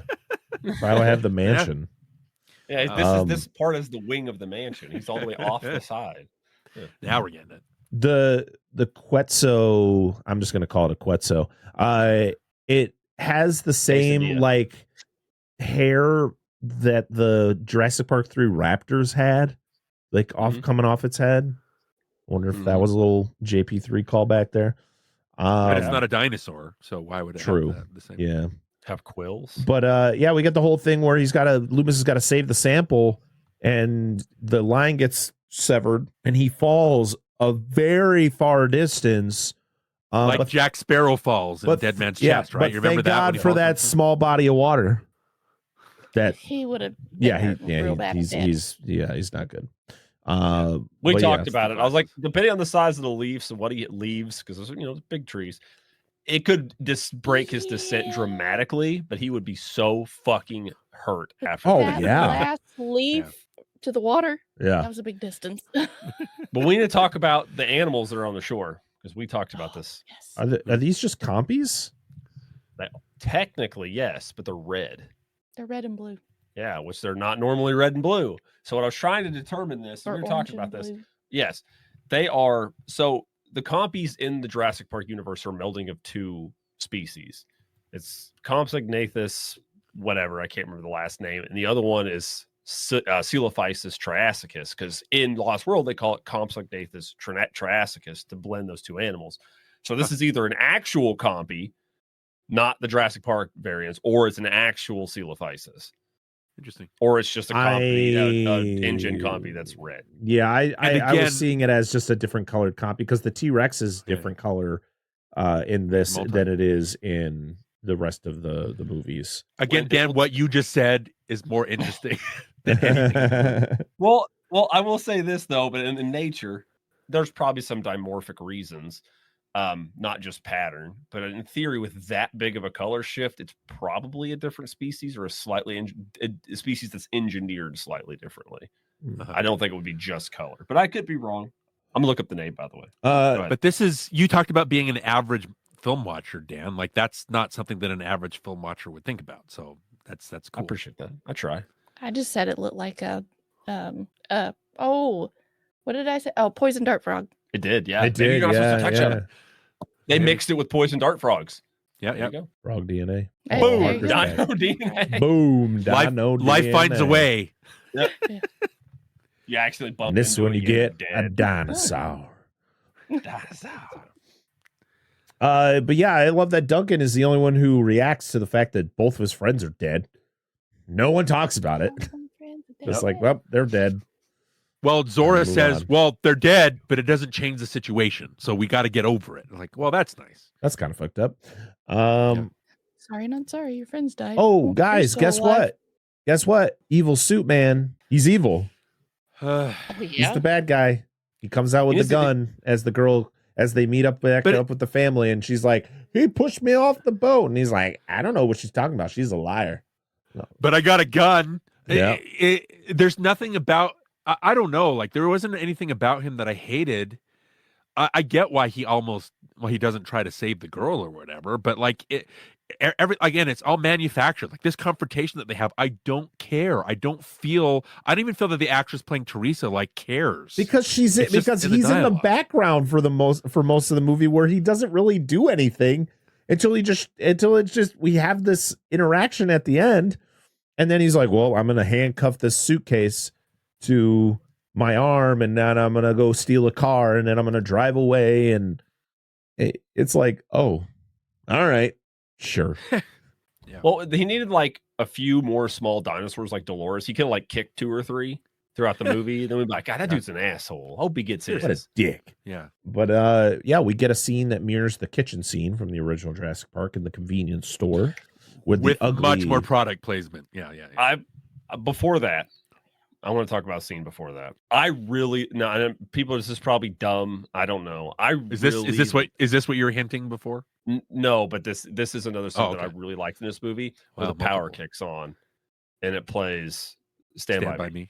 Mhm. I just thought it was really well done. I really liked how it hit. I liked how it was shot. I liked how the sound sounded distorted.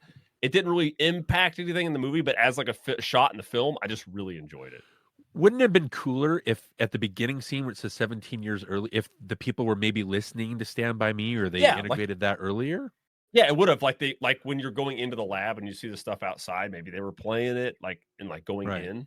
But I just really liked it. I don't know if it had no It was weight. like you said. atmospheric. Yeah, Yeah, but it felt didn't- good. Like the night went, the way it hit. Maybe because I grew up listening to that song, I got some nostalgia to it. I don't know. Yeah, Anyway, I don't like these dinosaurs, so like the scene doesn't do it for me. I don't care. But of course we have to get the shot of because it has raptor features. We have to get it just showing its feet and doing the fucking claw tap on the ground. There's a shot from the trailer that's the actual thing, and I didn't see it in the version that we watched last night. Does it not do you the see claw its feet. tap? What I saw, maybe I saw a different version, but you see it step on like a jug. Yeah. But what was happening is I was ready for that. I turned to my wife and I said, here comes the scene that I was telling you about. Because what happens is that in the trailer, and I couldn't, I'm kind of sad because I can't complain about it because they cut it out of the version I saw. But in the trailer, you see its feet and then it taps. And to me, I'm like, this is what's wrong with movies. Because in Jurassic Park, they gave the T-Rex a personality, right? They gave the raptors a personality. When the raptor taps its foot, there was actual thought that went into that shot. Like, isn't it interesting to do? And then when they do it again, it's like the How to Train Your Dragon live action, where in the cartoon they had to figure out how to do the 3-dimensional and how everything changes when it flies. How do you get the wind in Hiccup's hair, stuff like that, right? They had to figure that stuff out. But when they do the live action stuff, they're just doing somebody's copying what somebody else did without putting the ingenuity and the creativity into it. So that's what's wrong with movies to me today, is they're just doing these, hey, look at that, you remember that? But there's no thought or creativity to it. But again, I was just sad that shot wasn't in because I can't complain about it because they don't have that. I'm curious, Dan, if that's one of the things, or Brett, who was saying earlier that they might have, Spielberg said cut this stuff out and then they put it back in. Maybe that's like Spielberg did not want this scene in the movie. Okay. Like apparently it was like any of the all the callback stuff, and that's the problem. And I think like at some point in the future, when we stop doing this, hopefully we do. Well, this will be like the callback era or the like nostalgia era of films, where there was just this long stretch of films where everything was a fucking callback. Yeah. And I want us to get away from that. I want originality, a little more original. And I don't mind callbacks every once in a while, but when they jam them down your throat, it's kind of annoying. But yeah, this scene in particular, like I don't mind it. Like I know it's whatever. Like I wasn't like bad. I was like, yeah, here's the raptor scene. Yeah. I just thought it was funny where you see the actors running but not very fast. When they're trying to get away from these things. Yes. Again, it doesn't sell it. It doesn't sell it. There is nothing in this movie as inept as everything in Jurassic World Dominion, where we talked about there's a scene in a kitchen where I don't know where people are in relation to each other. There's a scene where Ellie and Grant are sneaking around the facility, but nobody's around, so there's no suspense to it. There's a scene where all the characters are being attacked by whatever the dinosaur was in Dominion, and they're just kind of casually walking around as these terrifying things are happening. There is nothing as inept in Dominion in this movie. I just don't care about this movie. I think that's the main difference. That's fair. They don't do anything to make me care about stuff. But yeah, I mean, they escape down a drain. The helicopter shows up, but so does the D-Rex. This is the return of the dinosaur from the beginning of the movie. Big whoop. All the way at the end. The And what does final it do? Not a whole lot. Hydrocephalosaurus. Yeah. Well, here's the thing that I wanted to mention. I think the Spinosaurus in Jurassic Park 3, just because it's bigger, does not mean it's better. Like, again, they gave this T-Rex in the first Jurassic Park is this big bumbling thing where it seems it's like it's being led around by its head, right? It's got these two teeny little arms and this giant head. It's just instinctive. It feels like a character. It feels like it's got personality. And the Spinosaurus in 3 doesn't really have a personality. It's just bigger. The Indominus Rex in Jurassic World, I like how they build it up. Like, gradually they say, oh, it's part raptor. It's part this. And so you get... It doesn't show all the cards immediately. You get like a gradual reveal of what the Indominus is, so it feels like a character. It's the same thing with the same thing with the D-Rex in here. Just because it's big and it's weird looking doesn't mean that it's scary or that it matters. I like the reveal in the smoke, but why don't we hear the helicopter get grabbed? Like, did the thing not have blades? You would hear it so crunching and explode. You would hear something. The fact that it's just like, peekaboo, and it has it in its mouth and it's just gnawing on it. You're like, which makes no sense. Yeah.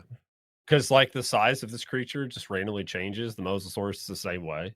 Yeah. It's just like exactly. with some shots it's ginormous, some shots it's much smaller. Yeah. And this D-Rex shouldn't be that big because in later shots it's not. But I actually will disagree on the Spinosaurus thing. I think the Spinosaurus had more personality than pretty much most things post in the Jurassic World as far as like the dinosaurs go. Because it was a slasher. It was the slasher villain because he's just there. He was a bull shark. He was. Yeah, he was. He just wanted to kill the kill. You'd hear the chime. Like he was there. Well, maybe not the most original personality, but as far as like he had a functional archetype. The Indominus was whatever. I mean, he was like he's like a little kid. Like he didn't know what he was doing, breaking stuff, whatever. I don't know. However you want to think. But the biggest offender is the Giganotosaurus from Dominion that does nothing. It literally does nothing. It's a legit anybody. Literally kills nobody. Yeah. But cat. Zora kills one of the Mutodons.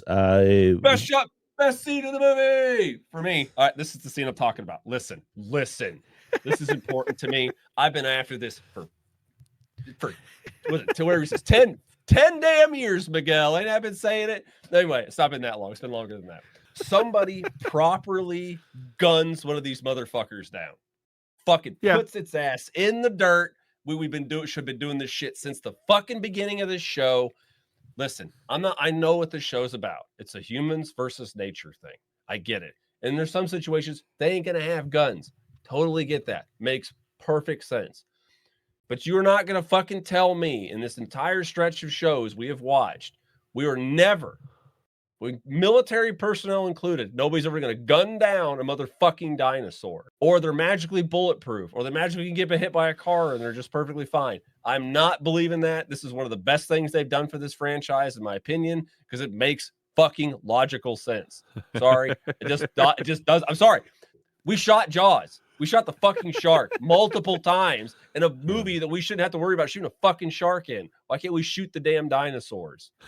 Well, Angela, it's not the worst scene in the movie, so dude, she just rolls. And I think the shot counts right because it's a Glock. It looked like a full size one. Should have 15 to 17 rounds in. I counted his shots earlier. Counted her shots. about 15-ish. It's the shot count, Matt. I don't know, man. That matters to me. That bothers me. All they have to do is go back out in the woods and look up, and they're going to see people hanging with their guns away. Yeah. It's a gum That's how they're going to find out. All I'm saying is a dumb thing that it's just these are action. Like, they're not always, but when there's action movies and you had this whole stint with people shooting dinosaurs, and the only thing they ever got shot with trank darts for some reason. Yeah.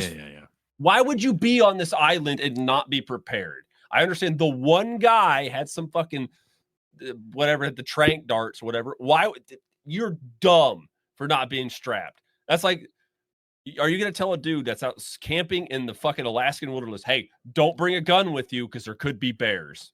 We don't want you hurting bears. No, I'm bringing the fucking gun because there's fucking bears. Bring your bow and arrow. Well, that's the thing that you want in a sequel. You want to see something that you haven't seen before, right? Well, the rest of the movie, too damn long.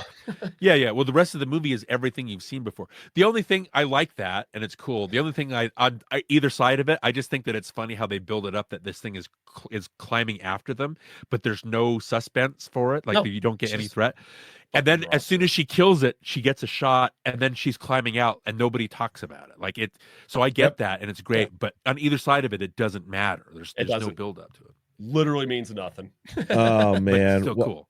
Well, I mean, we got a few things left. The suit man gets killed. I do enjoy. This is a mix between two kills in prior Jurassic movies. He gets split in half like Eddie Carr in Lost World, and then when the suitcase falls, his arm is attached to it to Mr. Arnold from the original. Yeah. Well, I was mentioning it before. They miss a gag because when you see him handcuff himself to the package, my wife said, "Oh, he's going to get his arm bitten off, or he's going to be bitten. He's going to be eaten, and the only thing left is his arm." But when Morton and Zora are underneath the Jeep, you see it detach. He's not, it separates from him, right? Oh, you're right. Yeah. So later when you see just his arm, he's just holding it. It's not attached with the chain anymore. I just thought that they missed a gag. An obvious gag, and they missed it. Also, when they're under the Jeep, I thought Zora was going to push him out like she does with in the Lost World. That's what happens. Sarah Harding pushes the other guy out, Dodgson or whatever, pushes him out from under the Jeep, and then the T-Rex grabs him and brings him back to the nest so he can be eaten by the babies. But that doesn't happen. I guess the biggest dick thing he does, besides not helping Teresa, is he drives the Jeep off, and then does he mistakenly come back? Yeah. Or does he do that on purpose? No, he mistakenly comes back because you could see like his surprise face, like, oh shit type thing. But again, they miss a cool thing where he could have circled back saying, oh, now I'm going to help you. But instead it's just an accident. Yep. Happy accident. Yeah. David Koepp, what are you doing? And then like the whole rest of the movie is just like they just get something off. Like, oh no, the winch is broken to get the boat off the rack there. Oh, but they just get it off and it just gets in the water. And then like Duncan sacrifices himself, but doesn't actually, because I guess he was supposed to die in the original cut, but test audiences didn't like it. So they kept him in there. And I was like, so what did the D-Rex just go? He threw the flare. Yeah. You don't look. I don't know. That's my guess. I don't know. He's like, sure.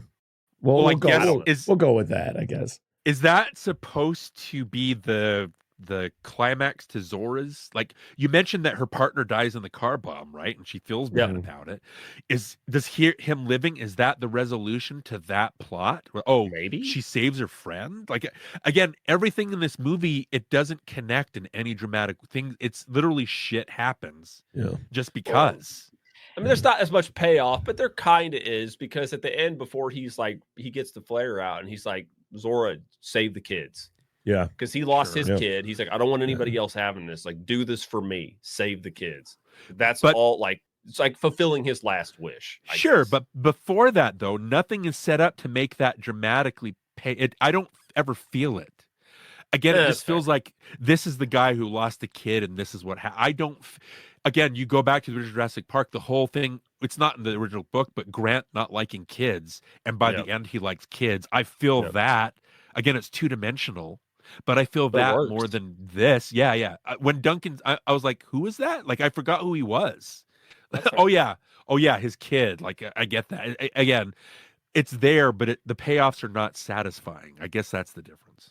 I don't know. But yeah, they're able to escape. The D-Rex is just like, okay, see you later, and just wanders off. Yeah. It can't help it. It's My wife just goes, what the hell is wrong with that thing? And I was like, it's a mix of like 6 different dinosaurs. I don't know what to say.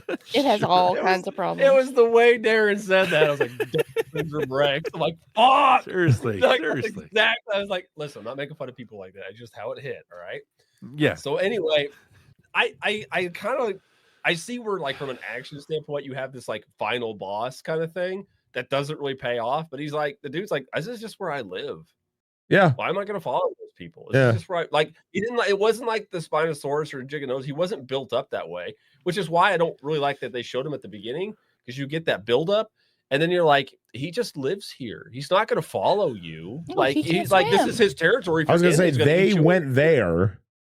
Yeah. Like, yeah, I don't know. Like, it's just such a. It's a weird thing. It's weird. Yeah, it's just like nothing happens with this thing. They set it up, and they set this thing up with the marketing and all that, and this thing does nothing. It literally does nothing. It does, and it's in the movie for like 3 minutes. It kills 2 people. It does more it kills than the people in Giganotosaurus, the. so we're over that. Yeah. Oh my god! But yeah, that is. They ride off into the sunrise. There's dolphins, which is to kind of symbolize like the whole fact of like nature is taking over. Like dinosaurs are fading away. Just like the end of Jurassic Park, where they see the pelicans when they're flying away. It's Jaws 3, dude. We got it. It's Jaws 3. I said Dan, every time, it doesn't matter what movie we cover, I'm just going to randomly go, that's a Jaws reference. It's a fucking Jaws coined it. Please. Yeah. And they didn't change color. No, they didn't. When the Jurassic Park theme kicks in at the end, like I side-eyed the movie. I'm like, that's it. Like that's how we're gonna like. I don't feel. When in Jurassic Park they're flying away in the helicopter and the Jurassic Park theme kicks in and it says directed by Steven Spielberg, I'm like, yeah, I feel a rush of emotion here. When this happens, I'm like, that's it. Like I don't get the. The theme doesn't fit. I want my expectations to be subverted. I want a Jurassic Park movie, Jurassic World, whatever you want to call it. Jurassic Retirement Home, whatever. So I want the ending to come up and like, they're getting off, like, hey, we're leaving, whatever, and then like the music starts playing, and then something horrible goes wrong, and they don't get off. They all die. Yeah, Chump. Yeah, something. Yeah. I want that to happen at the end of one of these, just to fucking blow everybody's mind. Like, that's just what I thought. That would be awesome. You see, we made it, and then they get Chump, and then it cuts to black. Did. No, what it'll be is they'll be getting on like a helicopter, because it's always a fucking helicopter, right? Helicopter picks them up, they go to leave, like, oh, we're sad, they're all beat up, bloodied, whatever, and then like helicopter pilot turns, it's Velociraptor. Alan. Hey, Alan Grant's not even in the movie. Again, more interesting than anything that happens in this movie. Yeah. But that's it. That is Jurassic World Rebirth. He's Johnny. And he's Darin. Do you like movies? Do you like your childhood? Do you like movies from your childhood? Do you like podcasts about movies from your childhood? If you answered yes to one or all those questions, then you might enjoy NostalgiaCast. It's a podcast about movies from your childhood. So if you're nostalgic for nostalgia, then you might like NostalgiaCast. See, that's the name of our podcast, NostalgiaCast. Yeah, I think they got that. Should we sign off? Let's do it. I'm Johnny. And he's Darin. And this is NostalgiaCast.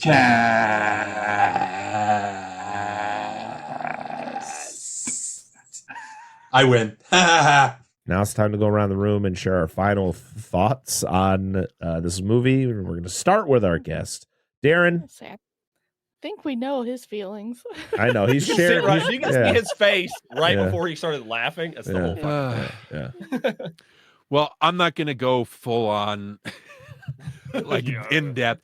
I tweeted today, you pair this with Jurassic World Dominion, and it brings up the age-old question, what's worse? A movie that you care nothing about, or a movie that you hate with every fiber of your being, and it makes you want to give up on movies in general, right? What's worse, apathy or hatred?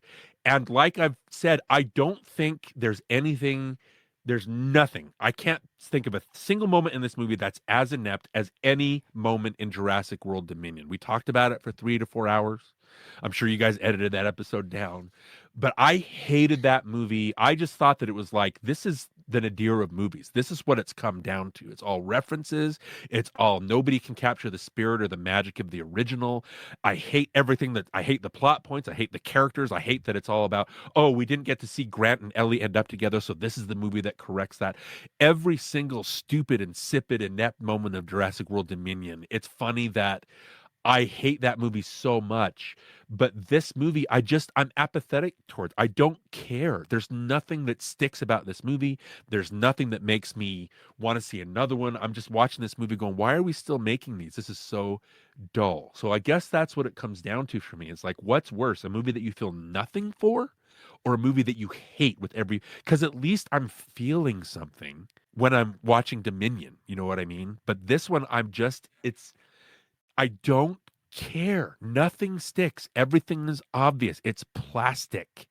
Is this what movies are? Like, I'm sorry, guys. I can't believe that, because we have Top Gun Maverick, a movie that took a sequel that nobody really cared about, and it made it something that's so good. I've seen Top Gun Maverick maybe 50 times because it just does something new and fresh, and it invigorates cinema. You know what? What's worse? Like, I guess you have to pick. Like, I don't know. That's fair. I don't know.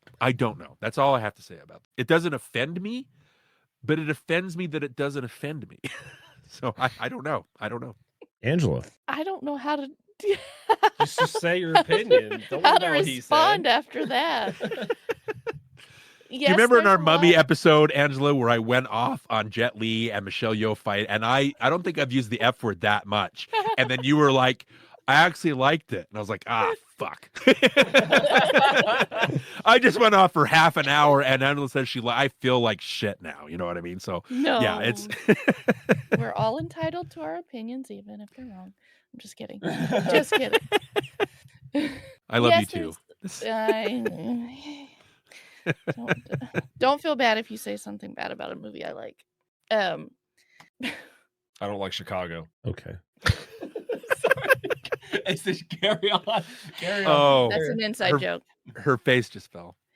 He doesn't like musicals, and I made him watch Chicago It's because not that bad. I love It's Chicago. not that bad. I'm just giving her shit. And There's he murder in actually it. kind of enjoyed it. So I was like, yes, there's a lot that could be taken out of this movie to make it shorter. Hour and a half. Like Keep the it at an text. hour and a half. Yeah. Yes. Actually, just do the whole movie as text. Just nobody talking. Just dinosaurs and Ugh. text. No, Go ahead. because then I'd actually have to pay attention to the whole movie. You really gotta read? Yeah. But I did enjoy it. No, it wasn't the best, but it wasn't so bad that I had to say it's just a movie. Well, the movie She did in fact not say that, so that's true. Yeah. It's such a nothing that I can't get mad at you for liking it. You know what I mean? If you say you like Dominion, I'm like, what the fuck are you? You know what I mean? It's like, what do you think? So it's not like that. It's like, sure, like it. Like, it's fine. I just didn't get anything from it. I enjoyed this movie, actually. I really actually did. Like this, I like this one more than a lot. Actually, I think if I just rank them, this is my fourth favorite Jurassic Park movie. Okay.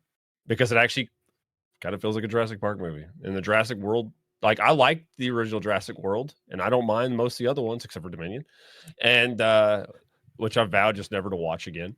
And it just, I don't know, this just feels like a dinosaur movie, like the Jurassic Park movie. Like maybe not the best one. Like I'd rather watch any of the first three before it. And I still enjoyed it. There's like things I watched it the second time. I liked it more than when I watched it in the theater. And yeah, I don't know. Like I just stop. Either keep them on a fucking island if you're not going to put them everywhere. You know, if this is the trope we're going to stick with it. Stop. Don't do the whole Jurassic World. They're everywhere, and then they're not, and then we still end up in a park. Just leave it on a fucking island. Just please. It's more a back to basics movie. I get that. Yeah. And that's what they were trying to do. And like, I want them to do better. Like, I think there's a lot of room for improvement in this movie. I agree. But I liked it. And I thought it was fun. And like I completely get behind the mindless popcorn fun kind of thing too. If you just watch, like, I don't mind this. This is great. Like, you don't think about it too hard. Sure, that could have been a simpler plot. We didn't need a lot of the baggage, but I like it. Parker? I had a better time with this than I did Dominion. To be honest, I had a better time with this than I had with Fallen Kingdom and Dominion. This would probably be my number 5 under Jurassic World, because I still enjoy, like, I can still put Jurassic World on now and still have a good time with it. This has a lot of issues script wise and just things that just like yes, this movie could have been 20 minutes, 25 minutes shorter. Get rid of the family or fix the way the family was. Just get rid of Xavier entirely, please. Yeah. He has no redeeming value in this whole fucking movie. Yeah. I'm perfectly fine with that. I really liked the performances by like the main cast. I really like Scarlett Johansson in this. I think I think Jonathan Bailey is really good in this. Rupert Friend, he definitely looks the part. He acts the part. Like Orlando Bloom. Yeah. He's Orlando Bloom. I think the performances are all good for what they're given.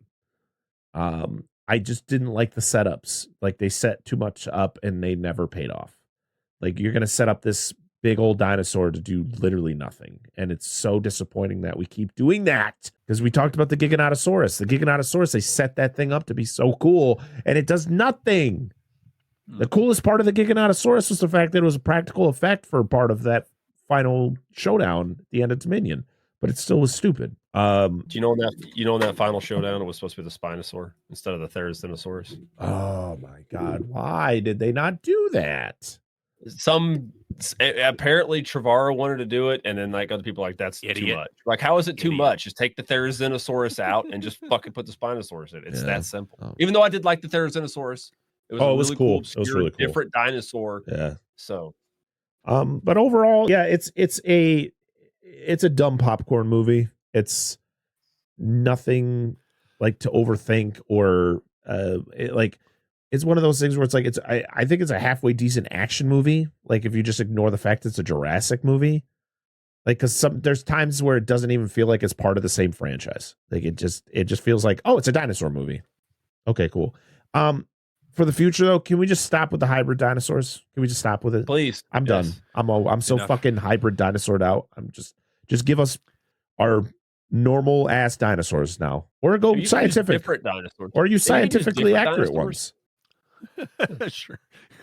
Or I guess on a positive note, I didn't hate you guys for making me watch this. There you go. Maybe your wife enjoyed it at least. You said. Yeah, no. Okay. Yeah, it ended and she was like, whatever. Like, you know what I mean? But you guys didn't make me watch Dominion, right? I think I'd already seen it, and then you guys were like, oh, or Brett at least was like, you want to come talk about Dominion? Or because I think I'd already seen it. I didn't watch it for the podcast. Yeah. I don't remember how that all went down, but yeah. I think I complained about it, and you're like, hey, why don't you come chat with us? And then let's bitch about it together. What a way to introduce myself to you guys with a 4-hour episode on Jurassic World Dominion. So good. So yeah, I guess it's been a long time since we've done this, but I think the rankings for this franchise for as a collective, it was at what is this, number 7? So at number 6 was Dominion, 5 was Fallen Kingdom, 4 was Jurassic World, or maybe 3 was Jurassic Park, or 4 was Jurassic Park 3. 3 was Jurassic World, 2 was Lost World, and 1 was Jurassic Park. Yes, sure. My favorite is Fallen Kingdom. That's my favorite. I love Fallen. There you go. Nailed it. It subverted expectations. It was everything I wanted a Jurassic Park movie to be. If you watches there's no beating his fucking mind. What? So I know that Darin hasn't seen Fallen Kingdom, but clearly we all can agree this is better than Dominion. Yes. Sure, I'll give it that. Sure, I'd rather. Yeah. Is it better? Well, I guess for the people who've seen this movie, is it better than Fallen Kingdom? Yes. Yes. Okay. Is it? Okay. Is it better than JP3? God, no. In my opinion, no. All right. Well, I guess for the collective rankings, this is going to be our new number 5. 5? Yeah. I said where I'd put it in my list, but it ain't better than JP3. Yeah, I think we had JP3 lower than Jurassic World. Yeah, pretty sure. Sure. I think I was outvoted. Probably. It's okay. All right, now it's time to go over to social media and see what you all had to say. We only got a few. First one is over on Instagram from Bucket of Chum. our good friend Captain Steve Coates, who says this movie is better than Dominion. Not much of an accomplishment, but they tease us with a super cool monster dino that we never see. I want this franchise to go off the deep end and embrace the absurdity it could be, and they came so close and fucking blue-balled me so hard. I think John Sayles wrote a script where the dinosaurs, they genetically engineered them so that they were soldiers in a war. Yep. So they were dressed like gorillas. That was supposed to be JP4 originally. That's at least something. So I'd pay to see that. I want to see. Let's do a Blair Witch style. Hour and 30 minutes. Yeah. You can do a body cam, like work for like InGen. Do like a body cam movie. Hey, GoPro. Yeah. They were during the first movie. GoPros. They had to survive and see if they get out. I know there's another dinosaur movie came out this year called Primal War. Yeah, I need to watch that. Never heard of it. It's actually shown in theaters. The trailer was shown before this movie. Oh shit! In theaters. Yeah, it actually looked pretty decent. I've heard it's good. It's like Vietnam dinosaurs, dude. Yeah, the dinosaurs look really good, and I guess the budget was like super low. Yeah, which proves you don't need a bunch of money, so you could probably cut this movie's budget in half. Godzilla -1. Godzilla, look how great Godzilla -1 looks compared to something. Yeah, no like shit. This. What was the one with Adam Driver, the dinosaur? Was that 65. one any good? 65. That's Old Man Brad's favorite movie. Oh, okay. That didn't look too bad. It's all right, dude. You know what it is? Did you ever see that 70s dinosaur movie, Planet of the Dinosaurs? Probably. Yeah. It's that movie with a big budget. It is a 70s B movie with a big budget. Mm-hmm. Interesting. I can agree. Okay. We got one over on Blue Sky from Binge Daddy, who says, Ninja Dinos, you don't hear them until they're on top of you. Yep, it's true. It's true. And then we got a couple over on... But you do hear that stupid Teresa, like, inflating a raft. You hear that. Oh, yeah. We got a couple over on our Discord. First one's from Captain Steve, who just said, yeah, I just talked about this in an episode I just did. Well, I mean, what are the odds? Like, he could have. Nothing. He said he did. Damn. Oh, no, but yeah, I said, no, not here. But I mean, there's the jaws. There's the megalodon mouth. In the bar. Oh, yeah. So he could talk about it. It's got a shark in it. That's from Jaws. Yep, Jaws reference. Lo Wang says, I thought it was decent. Made for a heck of a triple feature with the Swan Princess and Superman. What the fuck? Okay. What does that mean? If I were to give it a rating, it would be about 7 strands of dino DNA out of 10. Overall, it's the JP3 Lost World of the series. And then Spicy Dan says, I've watched JP 1 through 3 in the first Jurassic World. I enjoyed them, but had no interest in watching any others. First Jurassic Park movie will always be my favorite. Damn right. I love when Dan still leaves a comment, even though he's not seen the movie. Thank you, Dan. That's great. He's dedicated. All right. Well, we are pushing that time again. So Darin, thank you so much for being back with us. I just wanted to talk with you. I will talk to you guys about anything. I will watch Angela look at cards all day. I will not. It's my nice. Oh, very cool. Jurassic Park. I like that. Cool. Very cool. It's like a vintage pack from '94. Is there gum in it? Don't eat the gum. No. I would. If she had it, I would eat it. For that thing will content. It'll spear your colon. Oh, through my mouth. It just what are the odds? But yeah, I finally got a foil card. So Darin, can you let everybody know where they can find you and your shows, Nostalgia Cast and Back to Bluey? You can find us on the internet. Again, if you want to look on Twitter, I'm at DW Lundberg. On Blue Sky, I'm at dwlundberg.bsky.social. I'm on Facebook. We were supposed, as we're recording this, we started right now on Nostalgia Cast, we're doing our 90s bucket list season where we take 4 movies from each year of the 90s that we've always wanted to talk about. We were supposed to start 95. We were supposed to start 95 about a month ago, and I started a new job, and so I'm still trying to figure that out, and so we just had to postpone. And today I got the episode done and ready to load, and then for my job I was in an area where I don't have internet, so it still hasn't been published. I'll get that published tomorrow. But yeah, we're doing 95 and we're kicking that off with Get Shorty. I think did you guys talk about Get Shorty? We covered it earlier this season. Yep. Yeah, see. So, and I think I commented to you about, hey, we're going to cover that later, and so we finally got around to it. And then Back to Bluey, still, oddly enough, Back to Bluey, we've only been doing it for about 3 years, and we almost have as many downloads for Back to Bluey as we have for Nostalgia Cast, which has been going since 2016. So that says something about the quality of one of the shows. It's got a dog in it. I mean, you're talking about Bluey, which is like one of the most popular television shows ever. Things now, yeah. And Well, two dads talking about it, so yeah. It's a great show. I was on an episode, so you should check it out. Yes, you were. So yeah, all the links and everything you need to know or need to find Darin and his shows will be down in the description, as always. Darin, if they ever do an episode on Bluey, it's like, hey, Bluey learns gun safety. Just give me a holler. You're the first person, or if a dingo shows up. If a dingo shows up, you'll be the first person I think of. Sorry. Oh man. On this special episode of Bluey. As for I was like Law and Order. Dun, dun. For anyone who's listening who can't tell, I am losing my voice, so I am going to make this quick. If you want to find anything that has to do with Dissect That Film, just go to our linktree/Dissect That Film. Has everything you need to know between our Patreon, all of our social medias, our merch shop, everything. Just go to our Linktree and find that there. Support us over on Patreon if you can. $1. You get some cool stuff over there, like early access to uncut versions of the episodes. So we have a little bit of a pre-show, and then pretty much everything that happens in the episode you guys get on Patreon. And we do a watch along once a month. For November, we probably, by the time this comes out, we may have already done the watch along, but who knows? We are going to attempt to watch Thanksgiving and Thanksgiving 3. So $1, literally $1, you get all that, or you can support us over at the $3 tier, which I got some ideas in my head for 2026. So if you can do that, that's awesome. If you can't, make sure to go to your favorite podcast app and rate us 5 stars. Help us out. Try to get us out into more ears, because all those ratings really do help us out. I think as of recording, we're still 1 away from 40 over on Spotify. That would be cool if you could just go over there and just hit that 5 stars. That'd be really cool.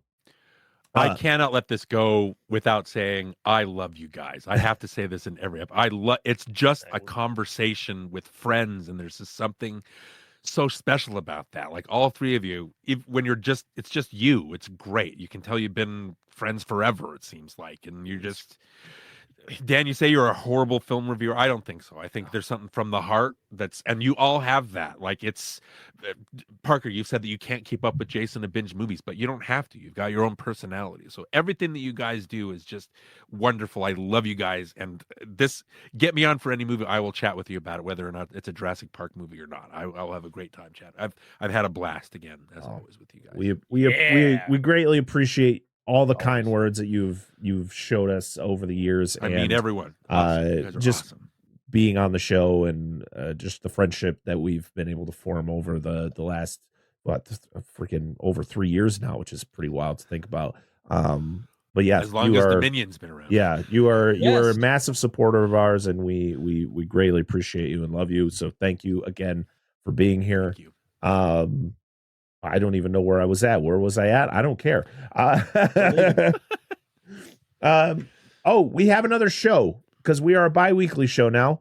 We have a show called The Monster Zone where we talk about monster movies, and it's hosted by Dan, Angela, and Mikey. I'm just the guy who just shows up because that's what I chose to do. But yeah, we are November. There's one in every family. November, we talked about Gamera. And we did Daimajin, which was our Out of the Patreon episode. For December, I do not remember what the Out of the Patreon episode is, but it's a good one. I don't remember what it is, but it's a good one. And we are talking about 2016's Colossal, with Anne Hathaway. Which is going to be our first this is our first modern monster movie that we've covered on the show, which is. Dan's very excited because he's hosting December's episode. That's a fun one.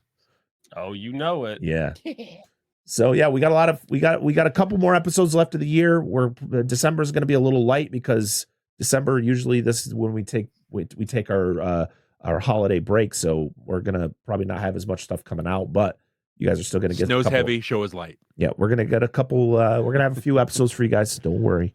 But then, looking forward to 2026. So again, thanks to Darin for being here. Thanks to everybody who listens to the show, supports the show. We appreciate you very much.